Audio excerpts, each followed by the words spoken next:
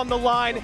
We are so ready to go. We can't wait to get into it, and we have 12 of the best players on the planet. Imagine if SAXON was a commentator on CRL. CRL. We say this, that the field gets is the best one we've ever seen. If you look at these 12 players across all of them, who we got, bro? Who do we got? 37 total World Finals appearances. 37 in...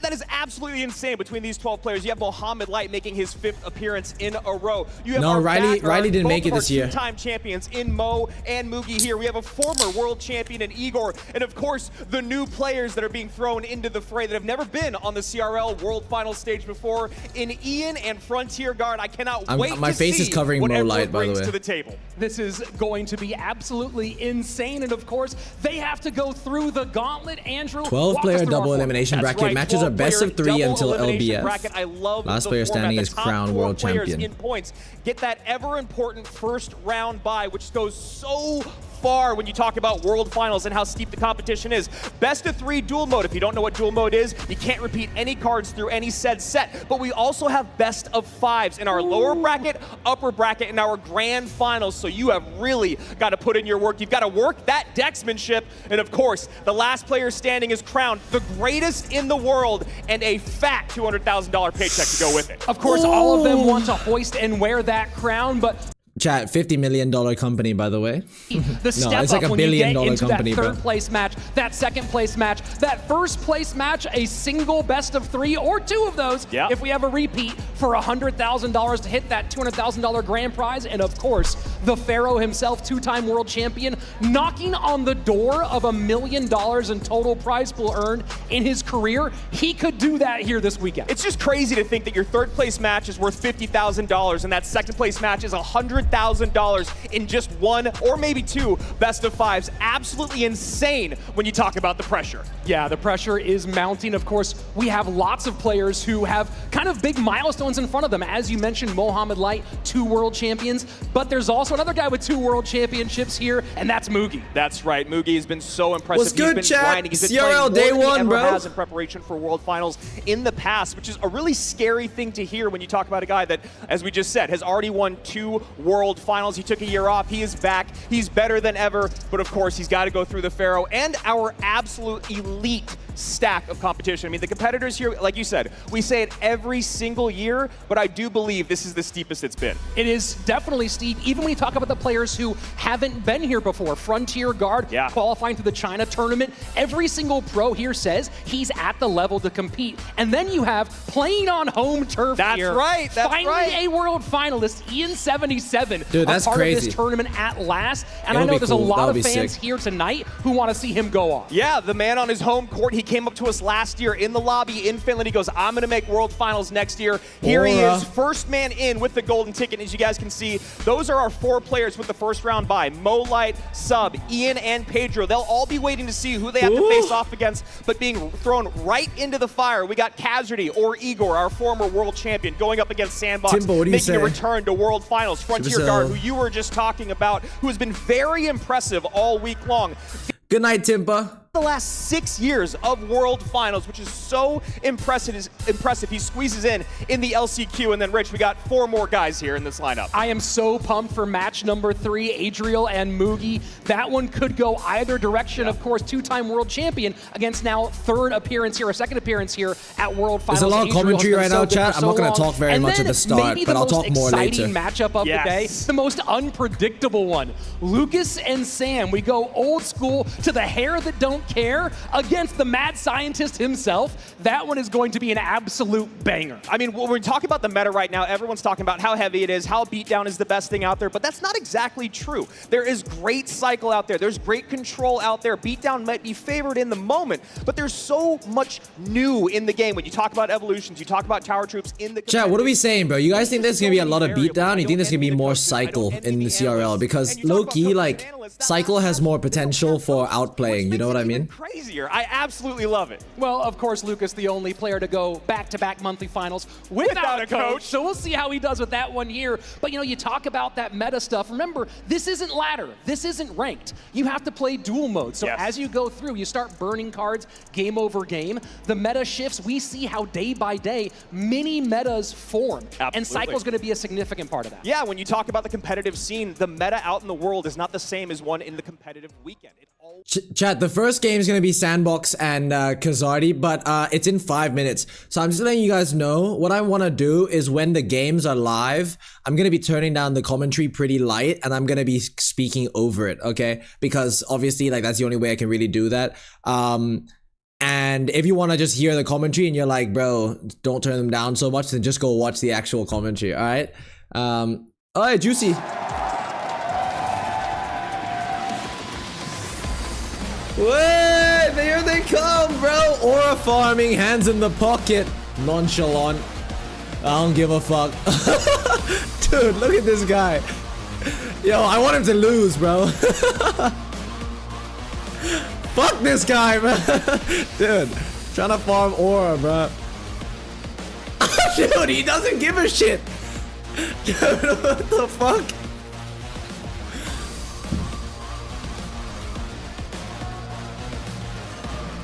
Oh no! He has to be told to move. Oh, Diddy blood.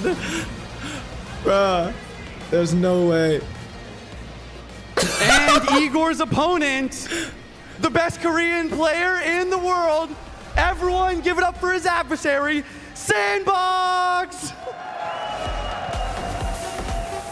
Holy shit, bruh. That's wild. Yo, I like this. A bit of entertainment, bro. Hype him up, hype him up. You would have done the same? Nah, no way. I would have gone out there and been like, damn, this is wild. 100%, bro. You gotta take it in, you know what I mean? And to I don't want start to be things off faking it. this World Finals, you could not have two players who are more different in personality, in mentality, in gameplay style. Andrew, you sat down with both of them, and you know firsthand how different these two guys are. I mean, you could just tell by their walkouts, right? Igor stone cold, staring down the barrel, ready to go, ready to get in front of that phone. Sandbox on the other side, doing what he needs. They're glazing him, bro. But they gotta. This is why I wanted to do this, bro. I don't need to glaze anyone, bro. Fuck that. I'll say what I want. How do you oh my god, I can't stand this guy. How do you mentally prepare for high stakes matches? I don't. What do you believe sets you apart from other competitors? Nothing. What's one thing, oh wait, you guys can't see this bottom part. What's one thing people don't know about you? I'm Eigor. Like, bro, shut the fuck up, bro. I don't like this guy. I don't like this guy, bro. Talking about it all week. Oh, so nonchalant, so bro. Ice cold, does not care about anything, and yet that translates to his gameplay when you see him on stage. Yo, maybe he'll There's have this aura. Who complete knows? Lack of kind of registering me move anybody my or face now. anything around him. It's just I'm gonna do what I do. If you practice a lot, you'll get good results. What's your favorite card? Royal Giant. What's your biggest achievement as a professional? DreamHack Valencia top 1. You see, the other guy would have been like, I don't give a shit about any of my accomplishments. Oh no, his favorite card's Miner. Fuck. I like this guy, bro. I like this guy. I like this guy. I was joking. And yeah, Eigor on the other side of it. We got to see if we can kind of get through the I like this guy, bro. of his deck picking. He's a guy that has always been, I'm going to play what I want, when I want. I don't care if you know what I'm going to play. I'm going to play it, and I might beat you with it. But this is not the place to do it at World Finals. And those of you at home who don't have the same experience with the CRL history that we have, yes, the name on the screen might be Hazard with a K and a Y, but that's Eigor. That's Eigor from 2019 World Finals, who came out on the live stage for the very first time bro. and swept King of the Hill, shut it down the whole way. That's the guy who came out and did that at Worlds. And you want to talk about being involved yourself in World Finals. Well, you can't qualify anymore, but you can go to event.supercell.com/Clash Royale to get in your predictions, just like we got in our predictions. And of course, we know you guys love it. There will be rewards out there in the world for you. And as you can see right here, he's giving a bad name to Cassidy at 36%, Sandbox Ooh, 36 to 64. Yo, chat, I don't know where the fuck to put my face, bro. Like, it's gonna be switching every time. I'll just make it slightly smaller. How's that? Something like that. It'll be fine. But yeah, 64% to 36%, bro. Hey, maybe the ice cold will help. I did predict Sandbox in my predictions, chat. I did predict Sandbox. Alright, I predicted Sandbox, then I predicted Vitor, then Mugi, so we'll see how it goes. But yeah, I'm not actually rooting against this guy. I'm just not a big, I feel like he's putting it on, like that whole, like, I'm ice cold shit, bro. It's an absolute killer, but in this case, you gotta take that mentality. You saw the walkout. No way Sandbox is losing to this cornball. Green screen is better. Yeah, I can get green screen.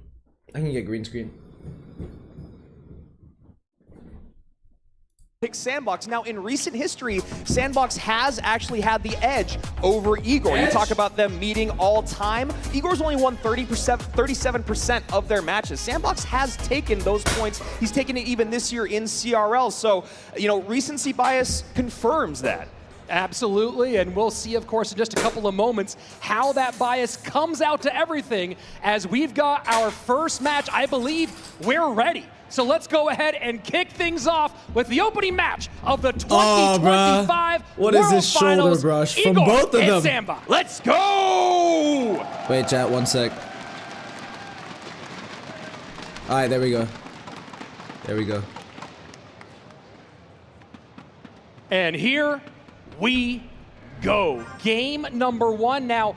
Looking at what Eigor's been doing in game Who we got, bro? Who we got? My suspicion Turku, is that can you make a poll, bro? Is that plan to fine? do 2 things. To like a cover prediction? Cycle, of course, Yes. but also cover Royal Hogs. Royal Hogs Fireball Bait has been one of Igor's go-to opening decks. So Okay, so I'm gonna turn this down. He's got minions. This could be Giant Graveyard, bro. Giant Graveyard. Oh no, it's Mortar Bait.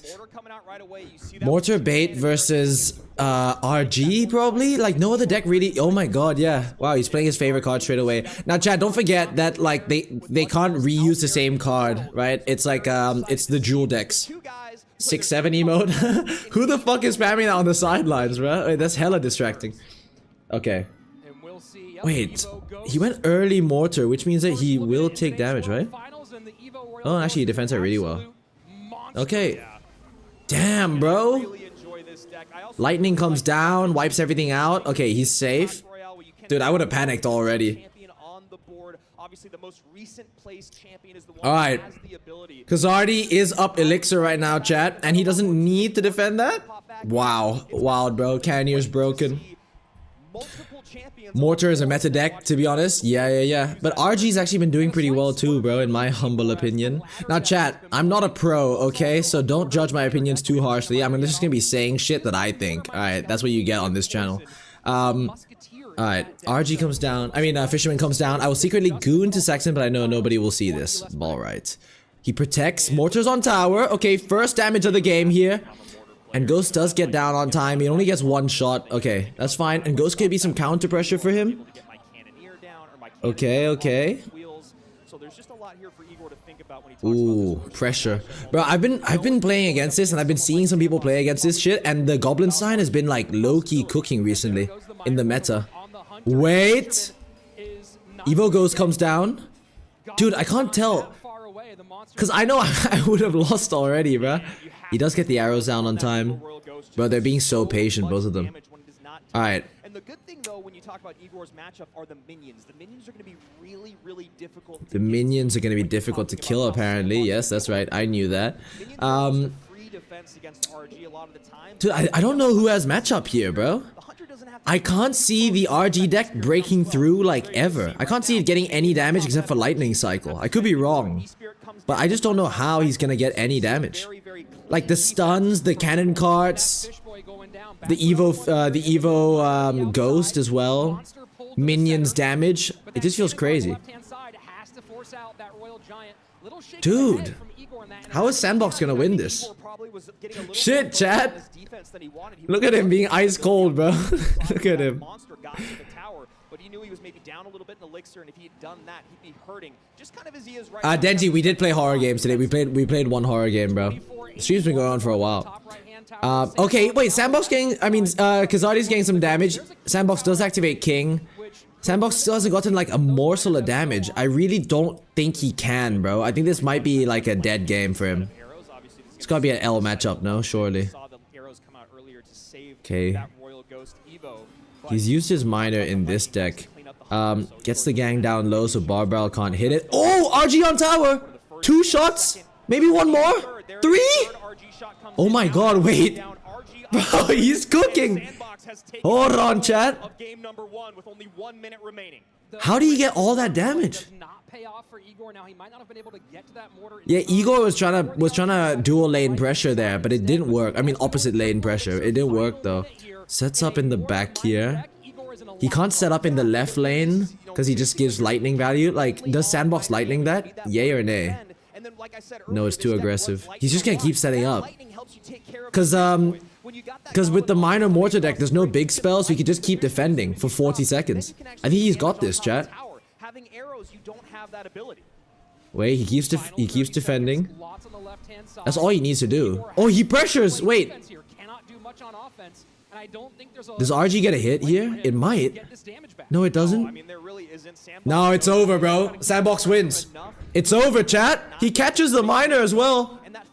Bro, it's so over. Look at how much shit he just gets down. Zam! And Ghost is on tower. That's crazy, dude. GG's. Wow, first game, man. I really thought Sandbox would lose that. I thought there was no way he could get damaged, but that's wild. Well played, bro. Well played. He's ice cold still, though, chat, so he could come back here. Preparation sheet. Sandbox working with Game Saver as his coach. Saver not known for trying to snipe one tricks that much in the first round. Went with comfort, but also covered mortar at the same time. Yeah, I mean, it's actually a really, really great pick because you talk about not sniping one tricks. That is not a fun matchup for a mortar player. And as I know I'm just like beating a dead horse here, but also the idea of having the lightning out and the arrows in just made it so much harder for Eigor to break through. That's what you get for being nonchalant. There's not really a way to get that damage back Everyone's with hating on just him, the bro. miner and only playing mortars defensively and only defending against the RG, because then your opponent's just going to put together... Chat, the thing's not over yet. It's a duel, right? So it's I think this is best of 3. Am I tripping, chat? I think it's best of 3, right? Does it say anywhere? What's chat saying? How to get badge. Like, okay, bro. I think it's a best of 3. I could be wrong though. Wait, let me just do something real quick. Sandbox and Game Saver go their normal pattern. Like this. Yeah, I mean, I think if he's been running it, maybe just go ahead that's on good. down, right? Slow the pace of the game down. You've got the lightning in hand. Maybe you start to use that on the defensive buildings. You know, if Sandbox is thinking about facing, should be chilling. You know, there's going to be maybe even pull out an Inferno Tower. Predictions are only on Twitch. Not trying to snipe anything, but when you think about how game 1 went, he's playing his comfort. Thinking about what's out now. Ice cold comeback. He could, bro. He could. Like, he could. He definitely could. It's gonna be a Man U fan for Halloween. Should I put on the shirt, boys? Use his spell I want to hear the power. commentary Put together here. those great pushes that you want with a beat down deck. Yeah, I mean, we'll see. This is the hard part. For those of you who've never watched live CRL before, this is the part where both the coaches and the players really make the difference. Yes. That picking process, and it's so stressful up there. Most of the year, these players do it with their coaches, often in a call. Yeah. This time you saw the sheet that we saw Sandbox going to. He has progressions listed there, ideas, all things that might play out, and this is the make or break moment. Yeah, and you've talked to we talked to coaches a lot this week. We talked to players a lot this week, and Sandbox is a guy that is known for being very good at picking in the moment on live stages. Yeah. Eigor on the other side of it, it's not that he's not known for doing it well. It's just kind of that thing that I talked about at the beginning of the day, where sometimes he just runs what he wants to run, regardless of whether that's the greatest thing, despite what's out. Right? A lot of people look at the 8 cards that are out from their opponent, they build from there. Eigor might just be like, I really want to run X in game 2. Yeah, and that's kind of the way he'll go sometimes. Back in the No-Tilt World Championship in 2020, he ran the same deck. It wasn't duels then. Yes. 4 times in a row in a best of 5. And that's the exact kind of thing we're talking about with Eigor. Is this a best of 5 or best of 3, chat? Can someone let me know? 2019, when he came out against Dandelion and ran Mortar game number 1, said, you know what I'm going to do? I'm just going to go ahead and do it. Yeah, and again, I really like that they went best of 3. both Okay. here in game number 1. They both went their strongest deck. Yeah, chat, they both played their favorite cards in the first game, so now they can't anymore. Chat, correct me if I'm wrong, but if Eigor loses now, does he get knocked out completely? Is that it? Is that done for him? If he loses this next game. Okay, game's on. I'm gonna lower the volume slightly. Princess Towers, which Okay, Princess Towers, yes. Bar Barrel coming down. This could be, maybe he's playing RG now? I wonder what he's doing. Oh, Hog Rider Berserker from Sandbox. It is RG. It's either RG or it's the spam deck. It could be the spam deck, but I'm pretty sure it's RG. I doubt that people would play spam in CRL, bro, just because like it's gotta be super risky, right? Okay, Hog Furnace, Minions, Berserker, E-Spirit. Yeah, okay. RG Monk. I'm assuming it's RG Monk. So far, obviously with the minions, that is a projectile, and when you talk about Mega Knight, yo, Hog Mega Knight. Okay, not what I'd expect, but okay. Yes, okay. RG. Wait, Evo Mega Knight is gonna cook RG. Zam, bruh. Did Sandbox hard counter? Wait, we'll see. I don't know. Yeah, but I like his options. He's got the hunter. He's got the Might be drill. It's not drill. Okay. Oh, and he's got the prince. There's no way. It actually looks like he did like completely predict him. He's gonna tank some damage here to then spank some damage back. Is he gonna play? Oh, okay. He does go for the hog. Yeah, he can't really kill that, can he? Dude, I see this being Sandbox's matchup, bro, just because of Evo Mega Knight and Prince being such high DPS cards. But maybe if like Kazardi can get like a really good fisherman or something and fuck him up, I don't know. I just can't see it happening. There's so much DPS in Sandbox's deck. What Sandbox is throwing at him. MK Furnace, Prince, Hog, EQ, Berserker. Yeah, I know, bro. Wild. Off that barbarian as he pops out of the barrel. I'm assuming he's playing Fireball, right? I'm assuming he's playing Fireball, not Lightning. Kazardi, I mean. I'm gonna assume Sandbox's last card is... Oh, arrows, okay. Yeah, I was gonna say it's a small spell. I didn't know which one it would be, though. Okay, there's a really good monk ability there to kill the minions as well. Wait, this is a good push. Wait, this is a really good push. Can he get Evo Mega Knight down and then Fisherman, I presume? Oh, he's just gonna let that go. Wow. Dude, these guys are patient, man. Evo Hunter, he goes Hog opposite lane there. How's he defend? Guards. That's a lot of damage, bro. And the minions will keep getting damage as well if he doesn't defend. 2 hits? 1 hit. Sandbox takes the lead. Lot of damage as we go into sudden he does have lightning. Wow. Yo, expensive R deck. Evo Hunter stays alive. He's gonna push in with this. Mega Knight comes down. He's gonna get damage, right? Because he can't stop it. It's like 2 shots at least. Wow. Dude, I don't know how the fuck you defend this, bro. I'd be hella stressing right now. Hunter's gonna not die. Dude, this is so back and forth. Hold up. I mean, neither player has a building.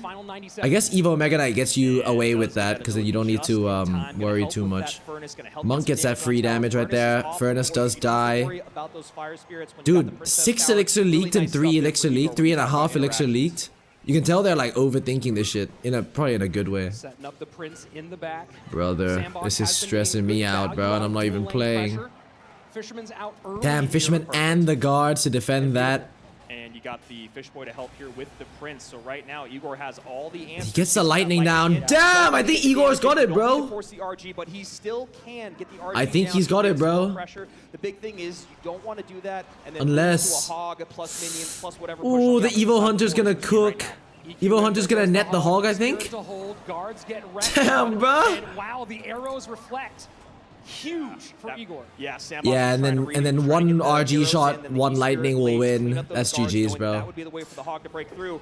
Damn! Exactly what you want in our Best first of set three. the game, we're going to game 3. Igor even Ice cold, Chad. He is ice cold, bruh. And you know, it's interesting. I wonder if Sandbox and Game Saver Wow. were trying to cover some variation Wow, of Fireball wow, Bait wow. of that Pigs deck. They brought the Mega Knight Brother out. Noah That was- Funk? I don't know what that is, bro. How many days is this last? 3 days, chat. 3 days. The matchup they wanted. The big thing is we saw that Evo Mega Knight shutting 3 down days, the boys, RG, 3 days. But you didn't see any other real way to stop a Royal Giant. Yeah, or really create a scary offensive push, right? The biggest ones when it was MK with minions, with Hog all on one side. We saw Sandbox try to break through it, but guards are just so good in certain matchups. We saw them work time and time again, whether you're talking about the DPS, the direct DPS on top. Whoever Saxon says has matchup loses, lol. Yeah. But guys, it's about the bets that I have, okay? I bet on Sandbox winning this. So, we'll see. Really nice deck choice here from Igor in game 2. And you know, you think about this situation, we talked about Sandbox flexing some of his cycle muscles here. This isn't a cycle version of Hog Rider. This is an average elixir of 3.9. Yeah. You don't get around that fast, and we saw those exchanges where he couldn't really punish. He couldn't outcycle the Fisherman very well. We saw that great catch with the Fish Boy on the Hog on the right-hand side. Favorite card for me would 100% be Miner, bro. Of course.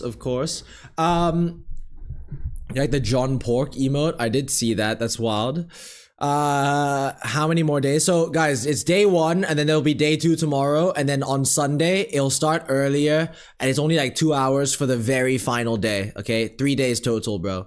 I think today's the longest day, tomorrow's pretty long as well, and then the final day is the shortest one. Cover all things that you need. Oh, you can't get on top of the minions? The Monk can do that. Oh, you don't have a building? The Fisherman can do that. You know, there's just so many great ways to control because that deck is closer to meta than what Sandbox was running. So now as we think towards game 3, lightning and arrows out on both sides. So you think about big spells, you think like, chat, I know people like farming aura, but I think the best way to be on the crowd side and to be like man of the people type shit is to be chalant as fuck. Like, not to be nonchalant, bro. It's to be out there and be like I love all of you. You know what I mean? Being that kind of character, like, dude, I love this. I'm happy to be here. Good luck to my opponent. I hope they go far. Obviously, I hope I win instead. Like, all this kind of like energy, this like positive shit. I think that's how you get on the crowd side, bro. And I think that like if you win with that kind of, I get it, right? If you're ice cold and you win the whole thing, sick, all right? You'll get some aura edits or whatever. But if you're a man of the people, bro, and you get 3rd or whatever, people still fucking love you, man. I don't know. That's what I think. That's what I think. And if you win as well with that kind of mentality, it shows people that you don't need to be a dick to be a winner, in my eyes. But who knows? I'm not a winner, bro. At least not in CRL. so. Let's go ahead and see if that's the direction that Sandbox goes as we enter game number 3. Imagine using Minor Poison as CRL finale, bro. Winner goes on to face Mohamed Light. Person that loses here goes down to the elimination bracket, where we will be saying goodbye to Drill 2 players today. Drill v Drill?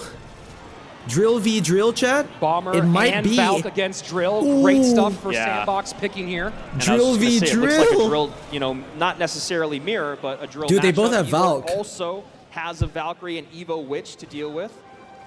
Sorry, Jai, I burped. And Archer Queen will do her job here in the middle. Ability activated.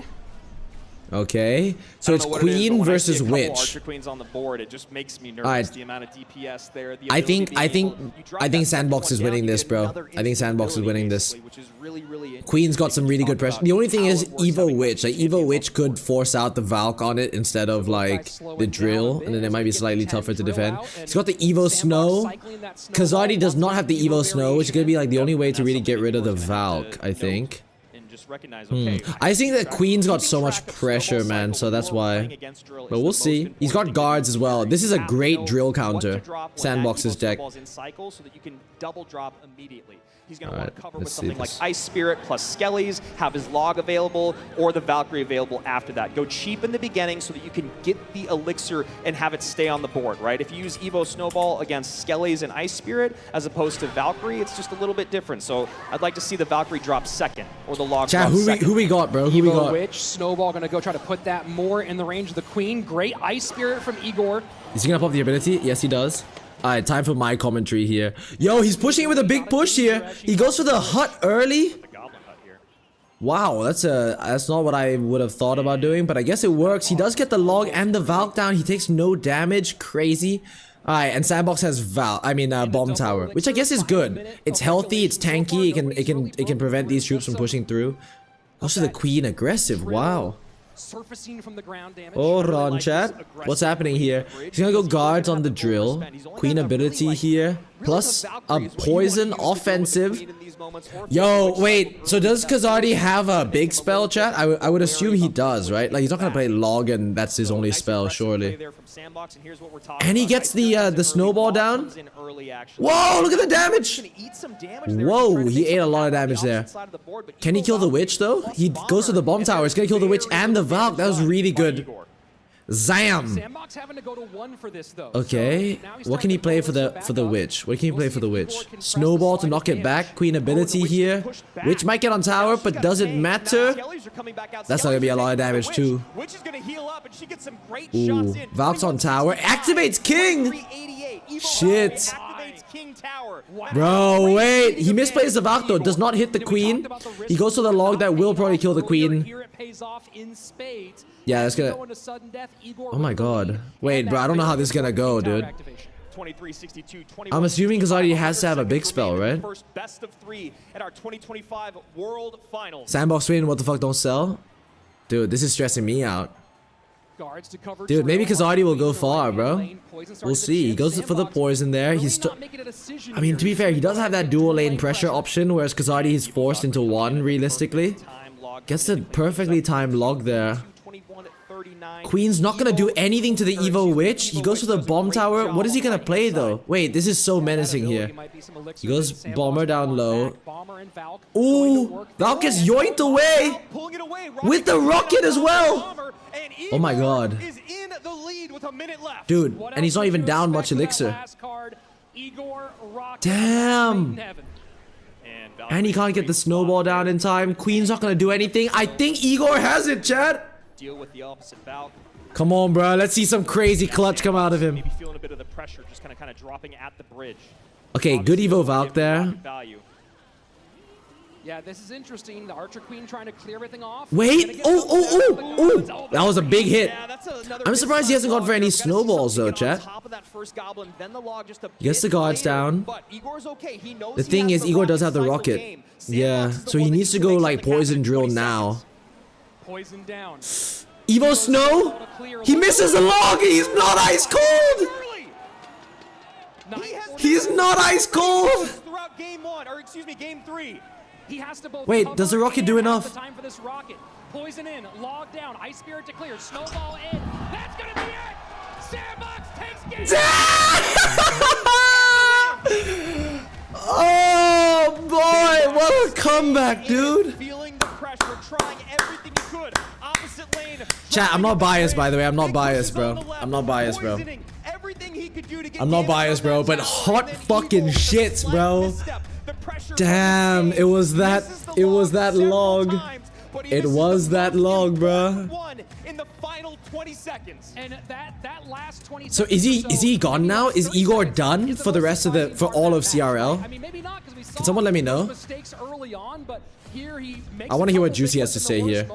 And Sandbox absolutely takes control, stays calm, gets it done. Let's go down to the stage. Juicy is standing by with Sandbox. What a fantastic match. The first question I just want to ask is, like, how are you feeling? The first World Finals match is over. How are you feeling? 이제 그 월드 매치의 이제 첫 번째 경기가 끝났는데 소감 한번 들어볼 수 있을까요? Yeah, I understood that. 제가 지금 이번 연대 연습을 많이 해왔는데 I'll translate, bro. I was really nervous, but I had a nice tight game, and I respect my opponent. This tournament, and it seems like it's worth it, so I'm really glad about it. Yeah, that's what I said, bro. Awesome. Let's go. Yeah, give it up for him. W translator, chat. I got My this, next chat. I got this, bro. I got in this the next first one too. match, you were playing against Eigor with one of his best decks. How did you break through? How did you win? 이제 첫 번째 매치 때 일고님이 How did you break through? How did you 최고의 win? 데크를 꺼냈는데 그거를 이기셨는데 어떻게 이기셨는지 한번 들어볼 수 있을까요? I got this, bro. I got this. 저의 코치인 게임제트 세이버가 저 스스로 믿으라고 해줘서 이겼던 것 같습니다. It was all my coach. I during locked game, in and like to I listened to him. Keep in mind that my enemy is myself, so I just tried to do my best, and I think that's how I won. That's exactly what I said, bro. Give it up for Sandbox. Let's go. Good work. That's exactly what I said, chat.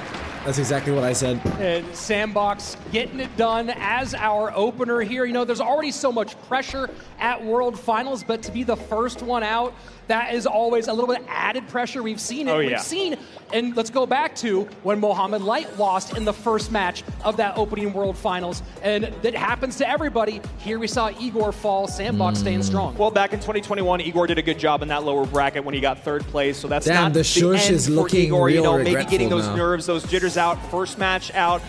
Those were some uncharacteristic misses from Eigor. Now you got to imagine that's our standing room only crowd here, adding that pressure when you talk about Game 3.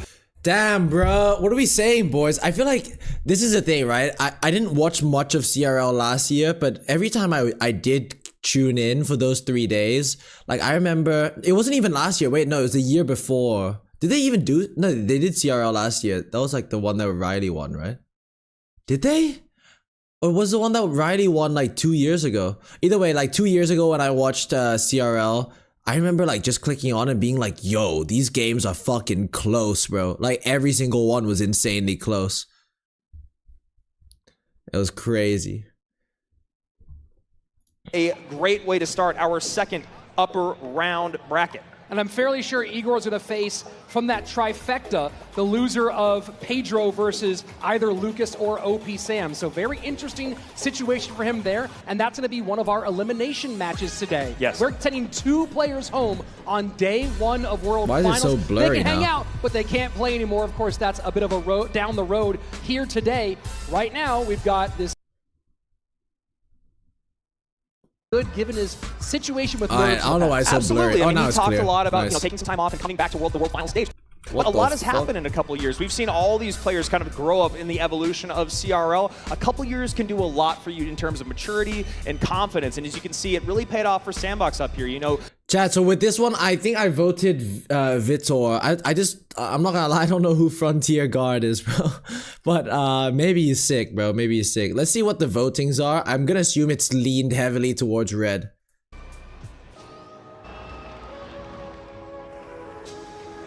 Alright, bro. I don't really want to see the replay, to be honest. Riley fell off. I don't know. Did he, like, I don't know if he wanted to get into CRL this year. You know, was he like nonchalant about it? He was like, bro, I don't really give a fuck. Or was he like, did he try hard? I have no idea. I have no idea. I wish I could ask him, to be honest, but we're not tight like that, bro. We're not tight like that yet. All right. I'm gonna infiltrate, boys. Unfortunately, Riley couldn't qualify. Bro, I thought it would have been so sick if I could go like this. I wish Supercell invited me to CRL, but this was the worst. You can see he shook his head there as well. But I wish Clash like invited me to CRL, bro, because doing an IRL stream there would have been so fucking good. It would have been so fucking good, bro. Like, going behind the scenes and shit and just being able to walk around and, like, stream it. I think that would have been so fun. Is there anyone doing that right now, chat? Let's see this. First question I want to ask you is, just tell me about the pride that you feel being the one person, the only person to represent your entire server. 我感觉我是千里挑一的那个人吧，整个服务器只有 What 我 do you 一 say? 个选手，感觉挺自豪的，因为以前我都没有打过世界赛啊。 How does it feel to be one of the best in the world, competing on the live stage for the first time in Clash Royale League? 感觉有一点点小紧张 ，a little nervous. Yeah. So who inspired you most on your journey to be where you are today and why? LC up，因为我觉得他是中国皇室战争最好的选手。 A lot of people are going to be watching this. Is there anything that you want to say to your supporters? I will try my best. Yeah. Wait, why were there no subtitles for that one? Yo, One of our Juicy, two newcomers to the World Final Juicy was talking like he understood him fully, bro. Does Juicy understand Mandarin? world's Frontier Guard!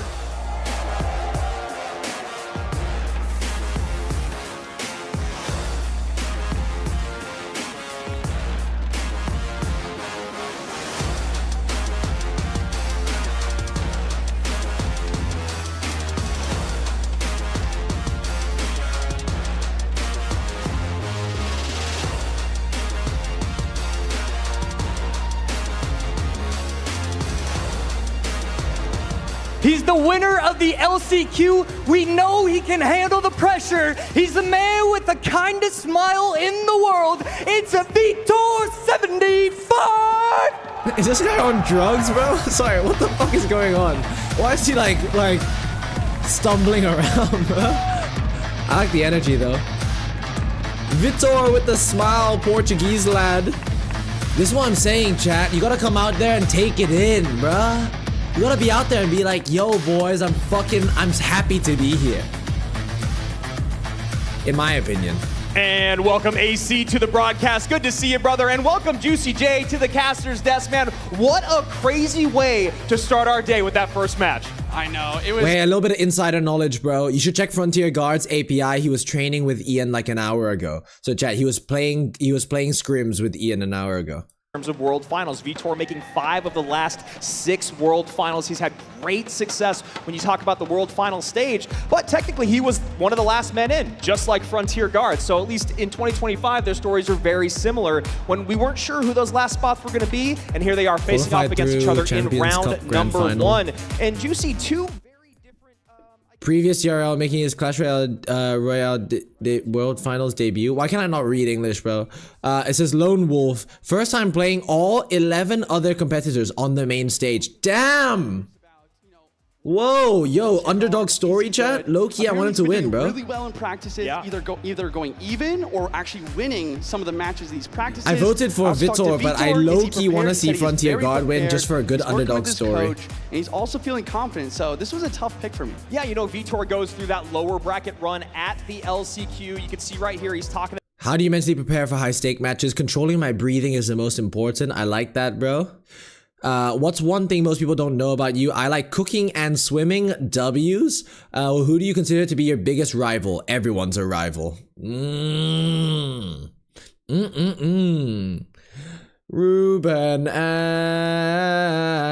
Ruben Amorim against Vipers. So when you talk about the having glory to put it all days together, again. Vitor is a guy that can do it, and you can see right there. Okay, first do they of all, play on the shout out same to the accounts team. that the before players played in? You can see right there 5 no, they have their own World Finals accounts. appearances here for Vitor, the veteran, going up against the newcomer Frontier Guard. But he's no slouch, as you said. He's been getting a lot of respect from the players out there. He went 3-0 in his finals in that championship, so he's definitely a guy that can put it all together. But can he do it here on the live stage? Yeah, I mean, that is one of the biggest questions. I was speaking with the Chinese translator before today, and he was saying that Frontier Guard was definitely feeling a little bit nervous, and that's something that Vitor, I feel like, just doesn't even feel anymore. I mean, 5-time World Finals. Yeah. He has so much experience.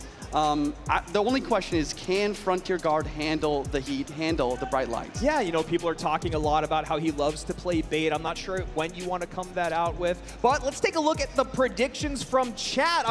I'm not sure when he wants to come that out with. What? 37, 63%, bro. Wow. Yo, I really want him to win now. Like, the fact that he's never played against these guys before, he's a little nervous, bro. I kind of want him to win, bro. But I did vote for Vitor, man. I did vote for him, man. Everyone's an op.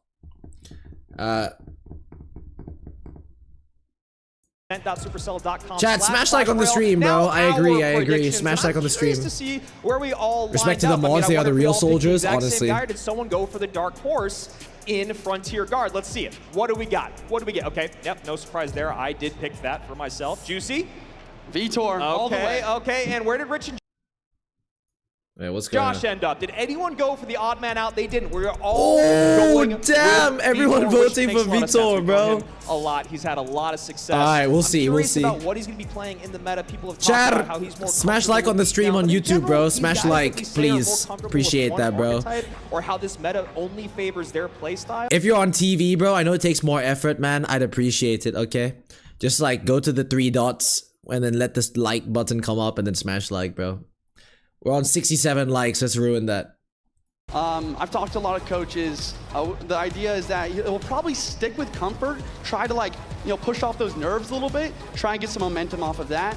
But, Come on, Frontier. Vitor, I kind of want you to win, bro. I kind of want you to win, bro. There's a lot of mind games here. Vitor back in 2021 got 4th place when they lost to Ponos, who had Mugi on their roster. And Chat, surprisingly, my highest viewership is on TV. I'm not even joking. My highest viewership is on TV. Second highest is like iPhone, I think. His journey in CRL, that's a pretty steep competition. And here we go, game 1, set number 2, Frontier Guard and Vitor. Yo, newbie goat with the raid with the 4 So W's, excited. dude. I love being Appreciate with that. guys, seeing what these players W are gonna newbie do. This goat. is what Hope it's your all stream about. was good, Brody. We all came here to see. All right. Marcher is his favorite card. Wait, hold on. Chat, we're muting Juicy J up, bro. Chat, I voted for Vitor, but I kinda want Frontier to win. Underdog story, okay? We love to see it. I watch the Sax on TV every night to fall asleep. Dead-ah. That's good to hear. Minor, is it gonna be Minor Marcher NATO? That's crazy, bro. No one plays that deck. Oh no, okay, it's the deck that I play. I like, obviously not my deck. But Royal Ghost, I'm assuming with the minions. It might be with like a queen actually, because he might want to save the minions for like a different game. It's such a strong card. No, he goes for the full strength deck. So Barb Barrel, Poison as well, I presume. Hey, I seen some people play this with Fireball actually, so he could run that. He goes for the Wallbreakers to kite. What a good kite. Wait, bro, Frontier, I like you already, man. I feel a lot of the same shit between us, man. This makes me happy to see. Okay, Minor Poison Goat. Let's see, bro. If he's not running Poison though, I don't support him anymore. We join the army if Frontier wins. No, Duplex. You can't chat on TV though. Only can push like. Yeah, I know, bro. That's the thing with watching on TV is you can't chat. Okay, so by the way, chat, this is Vitor's matchup. All right, from my understanding, this is Vitor's matchup, bro. Cause if he just ignores, then Golem is super strong here. He does pressure with the ghost and the minions. Okay, he's committing a lot here, and the miner. Okay, he's making sure he takes the tower here for sure. That feels so aggressive, bro. Did he need the miner there? I feel like without the miner, he could have taken. So he's gonna go Goblin Hut down low, slightly to the right. Cannon! Oh, wow. Okay, so he's saving his Goblin Hut for the next game, I guess. Damn, wait, Cannon's gonna save him in this matchup. Bro, there's no way. Does he defend this? This is wild if he does, because this is such a tough defense. He does get that mini packet. 2 hits? Oh, bro, I hate that card, bro. Damn. He does. He poisoned, he misses slightly, but it doesn't matter too much, right? This should be fully defended here. Nice! Come on, get the minions down! Oh my god, what is going on? Cannon? Oh, he missed. Oh no, he missed. Wait, so Vitor has lightning, right? Wow. Dude, Frontier with the bad matchup winning. And the crowd loves it. Wow, impressive stuff from Frontier Guard. Come on, chat. Bro, I want him to win, bro. Frontier, you got this, Brody. Zam, bro. That's tough. That is tough. TUFF, chat. Saxon thinks he's Frontier Guard the GOAT. Bro, I need this guy to win, man. Bro, if he wins CRL, I will shave my head. I will buzz my head. How's that? If Frontier Guard wins CRL, I will get a buzz cut. On everything I love. On everything I love. I'm gonna go pedal the metal at the bridge. What should have been different? That's actually so dumb, bro. Because he actually looks pretty good here. Well, that's your problem. Yeah, Damn. I think the biggest, most common idea that I like to do is go Evo Ghost in every deck. If you're gonna be eating damage, because when you tower, dude, that's such a tough matchup, bro. He had the baby dragon and the skeleton dragons. I've never won that matchup in my life, bro. To be fair, he did have the cannon, which I think does help compared to having the goblin hut. But dude, that was wild. Somebody clip this right now. Clip that. Newbie rating me again with a 2. Newbie, what's going on? Why are you starting and ending streams, bro? Appreciate that, Brody. nice stuff there by Frontier Guard, and then you wonder what I voted Frontier Lamau. Dude, that's wild. matchup as well. I really like that call. Oh, chat. I love you too, bro. FM, man. Love you too, Brody. Chat, I love you, boys. Portuguese guy playing a beatdown deck. Dude, this is crazy, bro. CRL is actually hella fun. Bro, I just don't know how long this is gonna go on for. What do I need to eat today? Like, what food do I have left to eat? Yeah, and you talk about those nerves, right? Vitor coming out even graphic with 5 world appearance. Okay, I got 2 kiwis, some fruit, some easy peelers, and some milk, bro. Some milk, 2 kiwis, and some oranges. How's that? I'm pretty sure we won't see Drill. Why? I don't get it. He could play Drill Marcher. He said he likes Marcher, but is he gonna play it? I can't see Marcher being played in any deck right now, bro. It's really not meta. What's good, Jin? I kinda goon to this shit. Okay, Sap. We will see you there. Will we see you there one day? Probably not. Not as a player. Maybe as a content creator, chat. One can hope, bro. What do you think of Lychee? I honestly don't really fuck with Lychee, but I understand why people like it, bro. It's just not my thing. But I love like other Thai fruits. I think Lychee's Thai because they sell it in Thailand. I don't know if it's actually Thai or not. Kind of vibe out on stage. Vitor starting with the Miner, Frontier with the Hunter Evo. Yeah, most likely another going RG. Giant. We don't see Hunter in a lot of other places. Can be in different Miner. decks, and then Vitor Oh just going shit! straight Now I up don't know who to control. vote for. Frontier maybe running what we saw. You know what, bro? Fuck it. I know Vitor is playing Miner, but I'm gonna vote for Frontier anyway. Newbie, what are you planning on doing, bro? Is your plan to just keep raiding me like that? Being one of the one buildings that don't get deflected. And just talking about that 3-card cycle not really existing anymore. Damn, he's playing. Okay, he's playing the Mo Light deck with the Mighty Miner and the Ice Wiz. Frontier's probably gonna be playing. I thought RG Monk ran Fireball more often, but last game we did see Lightning, so we'll see. I guess if he had Fireball, he would have played it already, so he definitely has Lightning, right? That's a double connection there. Yikes, that's a rough start, bro. This is gonna be a tough matchup. To break through the Tesla, which he can play high to avoid lightning. To break through Ice Wizard, Mighty Miner, guards. I think it's over, bro. This is... Yeah, this is Vitor's matchup 100%, bro. It's not happening, bro. This is not the game. This is not the game. Bad matchup. Whoever you think has matchup will lose. Go against your gut. No. This is like the most obvious matchup I've ever seen. Okay, most obvious matchup I've ever seen. About like what we saw in game number 1, it's really just put the golem down, put stuff behind it. Vitor has the ability here in game number 2 to diversify his attacks, change lanes, keep up pressure, get minor damage, get poison damage. I like what he does here in game 2. Play at my pace. Frontier Guard with the Royal Giant Monk at the bridge. Monk ability is to flank the Ice Wiz a bit, but the Ice Wiz is still slowing everything down. And that is the power of the Ice Wiz versus the RG's pushes. Great wall breakers there. Look, and now it's just counter pressure here. Like, what can he do? 45 seconds remaining here. Just go like mine at the back while shit's tanking. Okay, another Monk. Oh, he doesn't even need to push, so he might not do it. What do I do? Vitor chips him down. Yeah, this is not it, bro. This is not the matchup, man. I was just gonna say, like, he can Monk ability here, but what's he gonna do? Like, nothing, bro. The other thing, you know, Evo Tesla can't get deflected. Wall breakers blow up. Everything Miner's getting chipped. That's still gonna be a small connection as well. It's over, bro. This game's over. Yeah, another big connection there. Yeah, double Mighty. Alright, I wonder what they're gonna play last game, though. Monk, obviously a bit of a frustrating card to run into when you're playing the Mighty Miner. I'm gonna sleep soon. Alright, Lauren. Evo Hunter in the back opposite lane. Vitor goes, I don't want to deal with that. Poison it off the board. And here we go. Roll a Giant in the back. He's going to use his Fisherman in the middle here to pull the Ice Wiz. I just can't see this working out. Is he going to go E-Spirit? Ooh, a bit of a waste there. To break through. The question is, can Vitor handle this pressure? Okay, he's stacking shit up. Yeah, but then the poison the bridge. Like, what are you supposed to do? Wow. Look, his whole push is dead, bro. Yeah, no extra RG. And that's going to be a double connection too, unless he logs E-Spirit. Oh, he doesn't need to E-Spirit.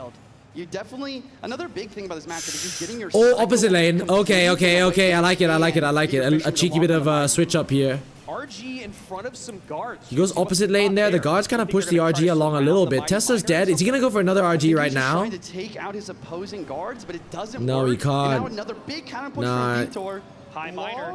Nah, bruh, double connection. 27-53. People laughing on the sidelines. Holy shit, I'd be pissed.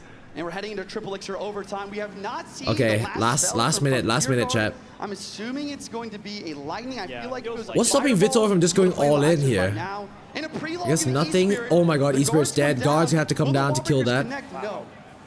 Guards so strong. So Evo strong. Hunter One of my here for the favorite Mighty cards. There we Miner. go. Hunter Okay. deal with the Poison Mighty Miner. there. So now the RG. They're going to expect a Tesla to Frontier's come down going here opposite and lane here. himself. Dual lane He pressure. saves it to get the Tesla opposite lane. Can he Loves get the that lightning patience by down? Vitor. Is he never gonna play the lightning, bro? Does lock onto the Mighty Oh, he's got Miner. Fireball. Fireball comes through in the ISO, so it was Fireball after all. Damn, This so might why be did he first Fireball at damage the for start? Guards. RG's on tower. With 25 seconds left. Wait.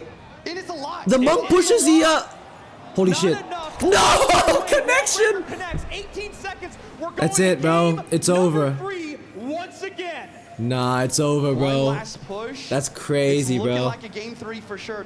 The Tesla's just cleaning up everything. The Mighty Damn. Miner's there once again. Wall breakers come through one last time with a pre-log for style points. Tower down. And ladies and gentlemen, game number 3. Wow, Let's get that was a into it. rough matchup, but he almost did something, bro. He almost did a little summon. There's one more to put in That's the wild. bank. Gonna take a deep breath here after bouncing back in game 2, and that was real clean. Comeback. juicy. I know. I mean, How many donuts can you that's stack? what we At love to see least- from Vitor. at least one or honestly, two. That's the difference between World Finals and an online event. Yep. You know, it's not just about the mind games. It's not just about getting matchups. You know, come on stage. Will we and see use the deck that Eigor you're them? comfortable I hope with, not. That you know that you can outplay and play well with. And both players did that in game number 1 and then game number 2 with a guard and Vitor respectively. And now the question is, like, I'm just thinking, what are they going to Yeah, I don't know what they're gonna play, because I feel like the issue with playing Beatdown is like you can get matched up so hard, but with Cycle it's just the meta is so much harder on it. If that makes sense. Like if you get matched up against as well, it's like you need to play so good. You know what I mean? I hope Frontier wins. Galaki, me too, bro. I voted for Vitor, but I hope Frontier wins. Maria, I love you as well. Who do you think will win CRL? If I had to guess, it would be Mo Light, but that's just because it's like everyone's gonna guess Mo Light. No, I love you, Saxy. Love you, Walter.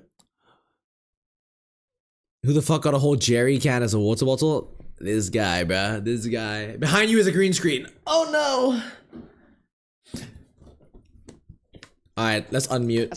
the ice was slow, etc. Yeah, Vitor did a great job of covering all of his bases so that Frontier could not do that overwhelming push. You know, like I said, he had some great patience. It's gotta be a deck with Recognize where Frontier was arrows, gonna pour things because on. I think Frontier they kind of both use bomb felt barrel things out long. a little bit. We saw that Evo Hunter cycled in the back on the right side, maybe seeing if Vitor would bite on it or not. We got the poison down early, so then Frontier focuses back on the left-hand lane, as you said, still holding that fireball for a long time. I don't know if it could have came out earlier just because of how well Vitor was playing passively, so it's just one of those things. Both these guys, it was kind of like, will they, won't they, when will it happen? And Vitor was able to stay out on top.